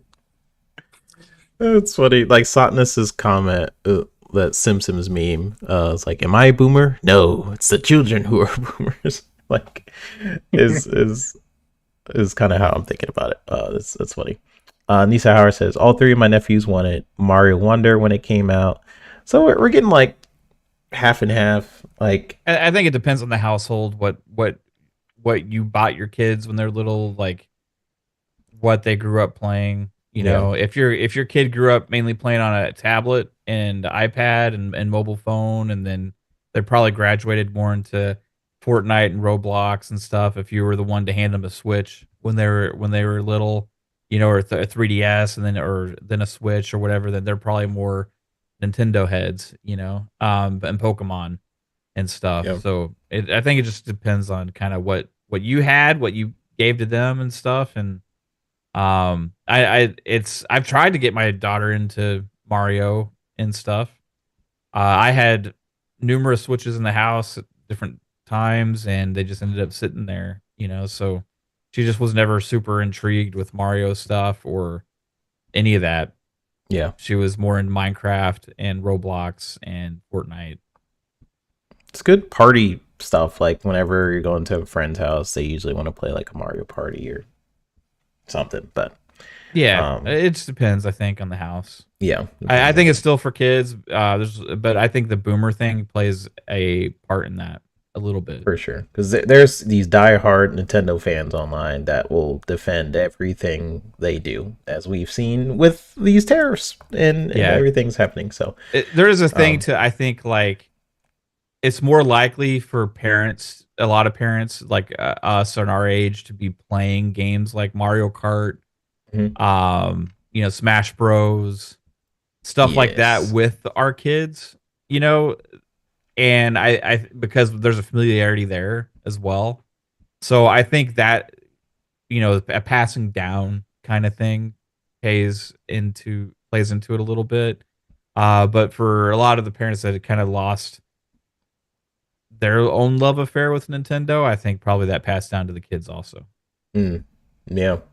Good point. Good point. Because I grew up with Nintendo, but mostly Sega. Like I grew up playing Sega Genesis, then eventually Nintendo, et Mhm. cetera, et cetera. But yeah, let's get to this last topic. So I don't think you've had the chance to play this, Mav, but South of Midnight. But so it'll basically be a review, or basically our impressions of it. So myself and Fuzzy have had some time in South at Midnight. We both got the early access edition of it. And yeah, so I've been really enjoying it. I guess my initial impressions is like I've been enjoying the game. I don't want to spoil too much of like different story elements of it, but overall, I'm enjoying my experience. I don't like the climbing in the game. It feels like kind of an afterthought. I can't explain it, but a lot of games like get the climbing wrong in games. Um, the wall running feels really nice, and when you start to get the rest of your abilities, as opposed to like in the beginning of the game, when you have like one or two, the climbing and the wall running can feel a little bit better. Because you start to implement your powers and stuff with climbing sections without spoiling anything. So if you're not liking, because I know some people mention that in the beginning of their playthrough, they're like, it feels kind of wonky. It feels like whatever. I will say, like when you get your other abilities, it felt a lot better to me personally. Um, because you start to connect your powers with the climbing and with the wall running and things like that. So, um, I will say the combat can feel pretty nice when you get into a rhythm of your abilities. And the story itself made me more motivated to keep pushing forward in a lot of ways. I think the main character just says sometimes what I'm thinking. I've really felt connected with her character. And the world just feels really lived in to me. Like there's all this lore that has existed, and I feel like I'm just seeing a section of that lore, and I love how the music is tied in with your fights. And there's a section I got to that was basically in the demo, like the E3-ish demo. Super cool, super cool.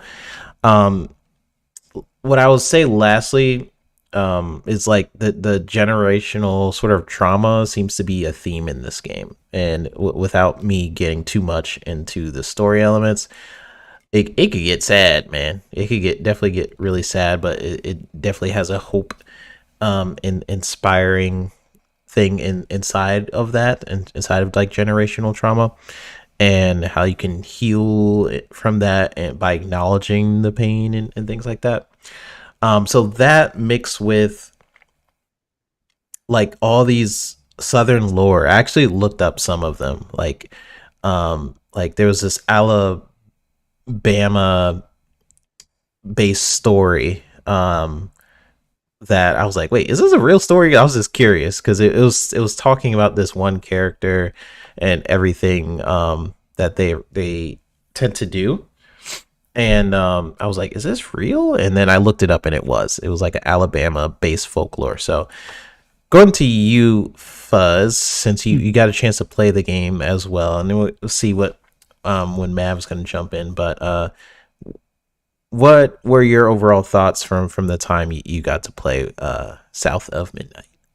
Now I'm still fairly early on, so I haven't had probably as much time to play.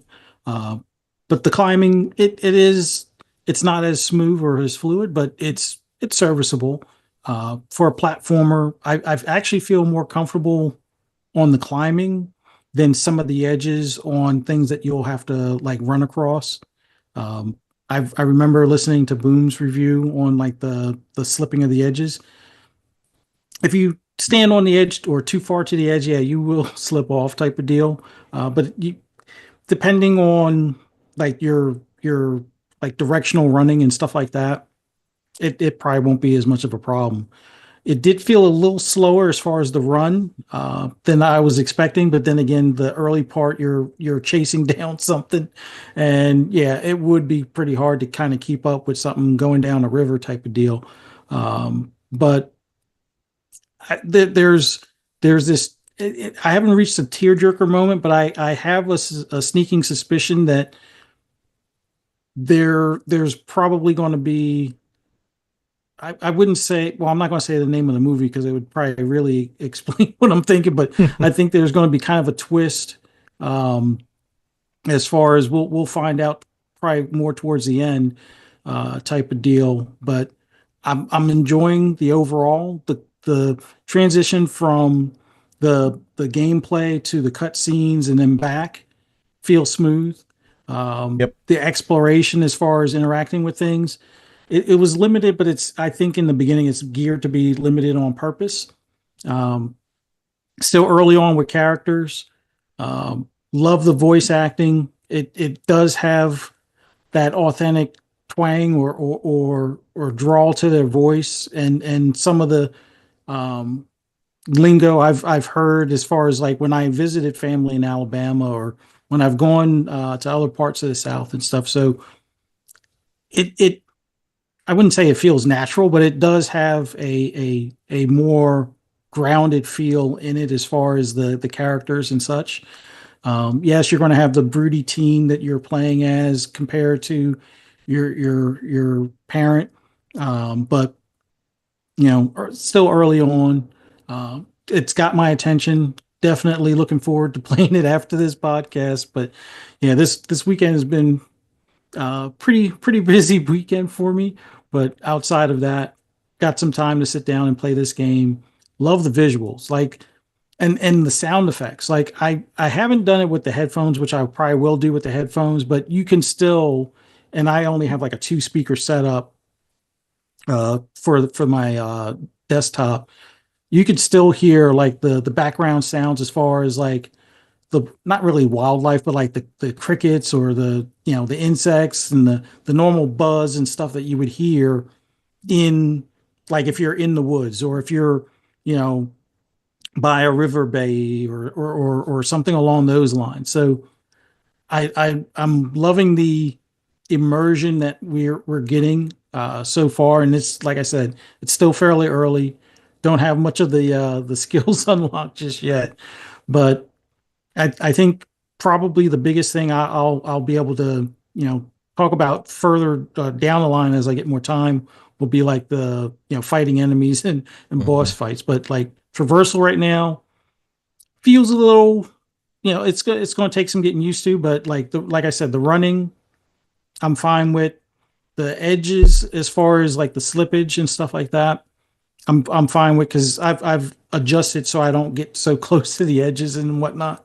But the climbing, while not as good as like let's say Tomb Raider climbing, it is it's usable enough where I don't have to feel like if I jump across I'm gonna fall off the edge or something Yeah. along those lines. So it works, but from a platforming standpoint, liking it so far, but I have a gut feeling I'm gonna have to engage a lot more as far as some of the things I've seen of other gameplay with like spiked edges or tighter corners and edges and things that you'll have to get around or the verticality as far as the climbing wasn't it's a lot more verticality than what I was expecting.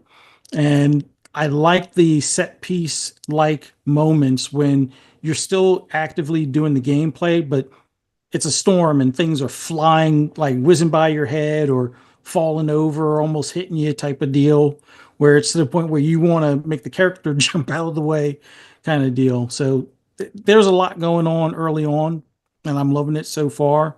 But yeah, I'm like I said, I'm like 1 or 2 hours in. So Yeah. that's as far as I've gotten so far, but loving it so far. Yeah, I think I'm on the third or I'm not sure. Like I'm on like the third boss or something like that. So it's really hard for me to talk about the game without spoiling the story. But overall, I think the you mentioned like looking around and like I feel like if you look around, you are rewarded quite a bit because you look around, there are different story elements later on in the game that you could have possibly missed. But most of the looking around is dealing with like these sort of light blue echo things that you can soak in, and then that generates to your tree of combat. So the combat tree is pretty simple. It's like you can upgrade your different power abilities. You can um, do new powers, like you can jump up and like smash, and then that's like a cool power. You can do other things that I can't freaking. I'm really trying to talk around, but there are other abilities that is not clear very early on. It's going to happen later on in the story. So super cool, man. Like I think I love the setting. I knew I was going to love the setting. I was just wondering how they were going to handle the different like New Orleans based elements, like Alabama, like we don't get a lot of stories based in the South like to this degree where it feels authentic to the characters. Like again, like the world that is kind of setting up, it feels like you're just living in a moment of it. Like there's so much stuff around it with the different characters and stuff. It really, they do a really good job at um like talking about trauma in a different way, but like mentioning all these other stories. You're like, dang, this all they're feeding you like just different stories, and you're just like you can either soak it in and like really dive into those stories, or you could just completely just stick to her main story, which I really liked. and I thought they did a really good job on. My main complaint was mostly the climbing in the beginning, because I'm like, it's just whatever. It's not even that big. Like, to me, that's just always the thing in games. Like how do they handle um moving around and climbing? Like, that's a big thing for me in games. Um, some games do it really well. Some others like don't. Like, to me, it's like more of an important element because like of how I'm moving around in the world is important for me personally. But I think over time, when you get your powers and your abilities and the story starts picking up and you're like, oh shoot, that's when as they introduce different abilities to you as the character, they're also introducing different things in the environment, and how you interact with it without me spoiling it. But I thought that was well done. Um, and we'll see. Like, I'm on the third or so boss right now. I think the stop motion thing, I was wondering how that was gonna affect my experience. It doesn't. I freaking love it. I didn't even notice, like, there's certain times I didn't even notice it's on. Maybe I'm just so into the style. I know some people was like, I'm turning that off. I think maybe that was Steel or someone. He was like, I'm turning that off as soon as I get the chance. I honestly, it didn't bother me at all. I think it's so intertwined with the experience. Um, you kind of see in the gameplay there was like this cool opening sequence that was very stop motiony. It really dives into that style. I thought was freaking cool. Um, so yeah, I mean, that's my early impressions. Maybe we'll do a spoiler cast like later on, because I think this might be an easier game to beat as well. So if you guys are just diving into a lot of games like me right now, um, I feel like this might be easier to just digest and just beat it. Um, because it's like it's kind of linear. It has some openness to it for sure, Mhm. but I feel like you guys can beat it. You guys can do it. Yeah. Um, Well, so I'm already realizing like there's areas I've gone through that look like there's other accessible areas, but I can't access them because I don't have an ability yet. Like that was the thing that was amazing. Well, the part that I did like about the climbing, like, is how the screen shifts. And sometimes with the screen shift, it's like, I bet you I could probably get over to that other car and building later. And because how I can't jump like that far over or something along those lines, I can't reach that area. So I know there's some areas I might have to go back to, like you said, for those blue things and stuff like that. So, but yeah, yeah, the platforming, I think I'm going to enjoy this more as I get more abilities to, go further around the, like the little different avenues you could take and stuff like that, or different, leads and stuff that you could follow. yeah. Those areas get a lot, like, because again, that was like my main complaint, and then later on they kind of address it with your powers. Like, it makes it feel awesome, and like it makes you want to explore more too. Like, I wish in the earlier sections I did explore more.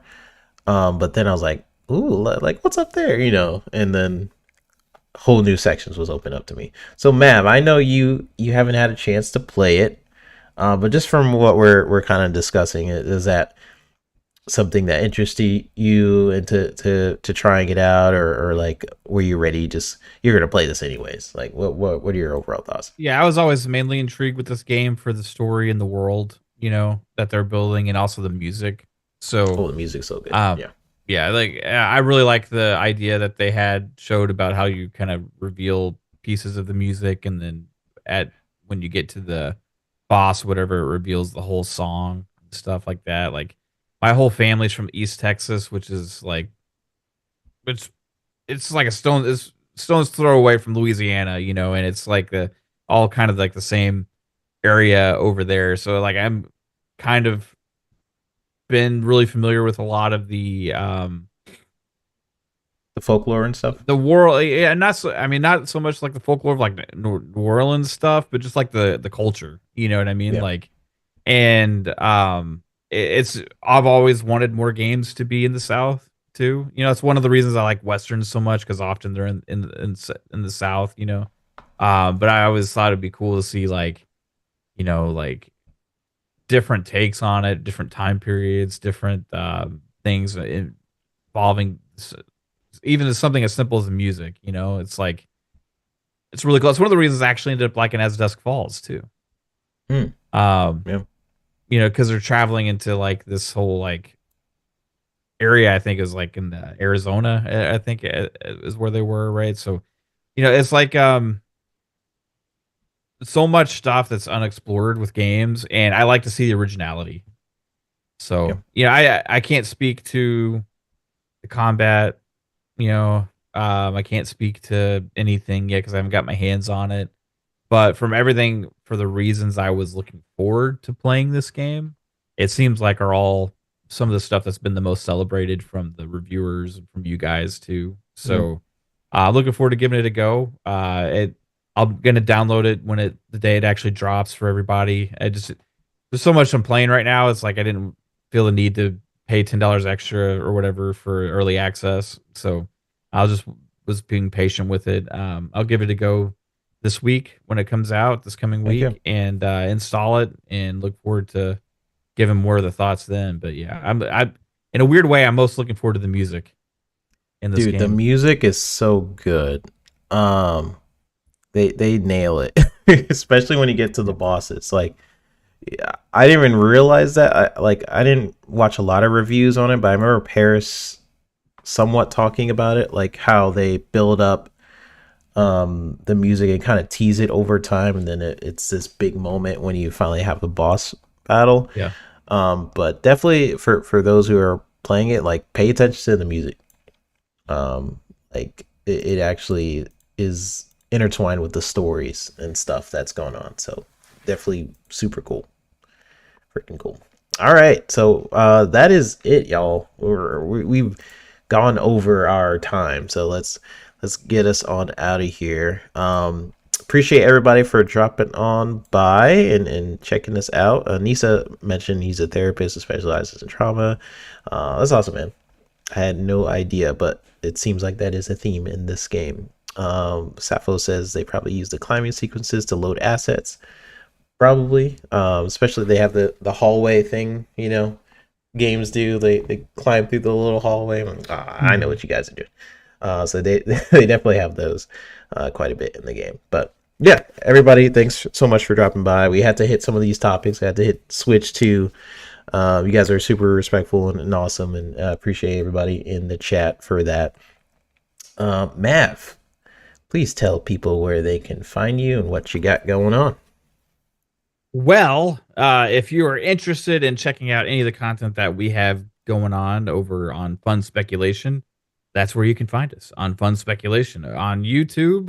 You can also follow on Twitter, X, and find us there. And you can find out when we're going live for either streams or any of our podcasts. We got multiple shows, Mondays, FSP with these two fellas here, as well as Thursdays, got PM and the PM with Pong Soul, and then Friday nights at with these guys sometimes, whoever ends up showing up on Friday nights. It's a free for all Friday nights, so Xbox Ultimate Podcast as well. And yeah, thanks for having me, 3-Bit. Sorry I couldn't hop in right away. But yeah, I just walked in the door. It's like a little after 8, and I'm like, oh, I've got to rush to try and get on the show because I wasn't able to be here last week. So No, all good. Yeah, it's always great time you're hanging out with you in your chat. Yeah, the door is always open. I forgot to do this little thing. It's the returning challenger. So returning challenger. Man. You do. I think the beard is too red. I'm gonna have to fix that. Yeah, a little leprechaun-y. I got some red in it for sure. Yeah. My sister's a full-on redhead, right? Oh, I have brown hair.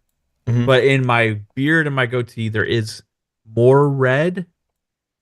So it's somewhat accurate. But I got brown, I got a little red, and I got some gray. Okay. So you just needed like a little mixture of all those. Okay. Yeah, I don't know what when I was doing it, I'm like, his beard is red, right? I didn't even look at a picture of you, no streams. I was like, yeah, I'm close. Yeah, there you Turn go. on my hair. Yeah, it's mostly My brown. lights. So I just need to Yeah, make yeah. it more brown Yeah, for the thing. Yeah, yeah. there you go. Now I got the beard reference for the next ship. I'll even do you another solid here. Check this out. I didn't know you had a camera change. Thank you, Matt. Wait, a little bit. There you go. Yeah. Got it. Yeah. Got the HD textures of it now. Yeah, that Okay. works. All right. Just making thank sure. All right. you. I'm gonna compare that with the guy. Yep. All right. I know what to do. It's not red. I'm not a leprechaun there, 3-bit. It is very. Well, thank you for having me. Yes, of course. I don't know how to do a leprechaun accent. I just noticed. Leprechaun? Is it leprechaun? That's more like It's a leprechaun. leprechaun. It's just a wee little leprechaun. I You feel can like find one by following the rainbow down to the treasure down at the end of the rainbow. Got lots of leprechauns there. rainbow. I'll Yeah. get it. Yeah, I'll get they it. all got the red beards though, not like me. Oh man, but thanks for coming on, man. We'll fix your beard in the next episode. We got Fuzz, man. The Fuzz, my co-host. Thanks so much for joining me as always in the co-captain chair. Please tell people where they can find you on social media and what you got going on. Oh, as always enjoyed doing this show with you, 3-bit. Love when we have Mav on. Pretty much it's like the I guess you could say the prequel to FSP. But yeah, this was awesome tonight. Got to talk a little bit about Nintendo. Let's hope things kind of work themselves out these coming weeks, and looking forward to the Xbox ROG Ally 2 or whatever they decide to call it, kind of thing. But man, we got so much stuff in the near future. Got the June showcase not too far down the road. We got Towerborn coming. Next week is, South of Midnight for all of those that are waiting for the official launch. And then you got Claire 33 later on this month, or Expedition 33. So yeah, it's a pretty good time to be a gamer. But thanks everybody for showing up. Please hit that like button, subscribe if you haven't already. We greatly appreciate it. And if you want to hear my rambles and rants on anything gaming related, just follow me on social media, Fuzzy_Belvedere. And catch us all tomorrow on FSP at 9 p.m. on Fun Speculations channel. So hope to see you guys there. Yeah, heck yeah. And Jürgen Irish compliments Mav in the chat, so I guess that was a very good accent. So appreciate you for doing that. As always, we end the show with thank you to everyone who follows our content. If you agreed with us or not, let us know in the comment section down below on why, if we said something that sucked, or 3-bit. We got a couple 3-bits, like I'm the reason for the Switch 2 thing. So, I had to do it, increase the price just a little bit. You guys can pay for it. You'll be fine. So hit us up. Let us know what we can do to improve the show. All ears here. For our audio listeners, be sure to tell others about the show. Leave a like. Tell your friends, neighbors. Scream it in the COD lobby. All the things. And all support is appreciated. Never expected. I'm 3-bit. We're signing off. See you guys on the next episode of the Pixelated Echoes. Bye, y'all. See you later. See you later. Bye. Later.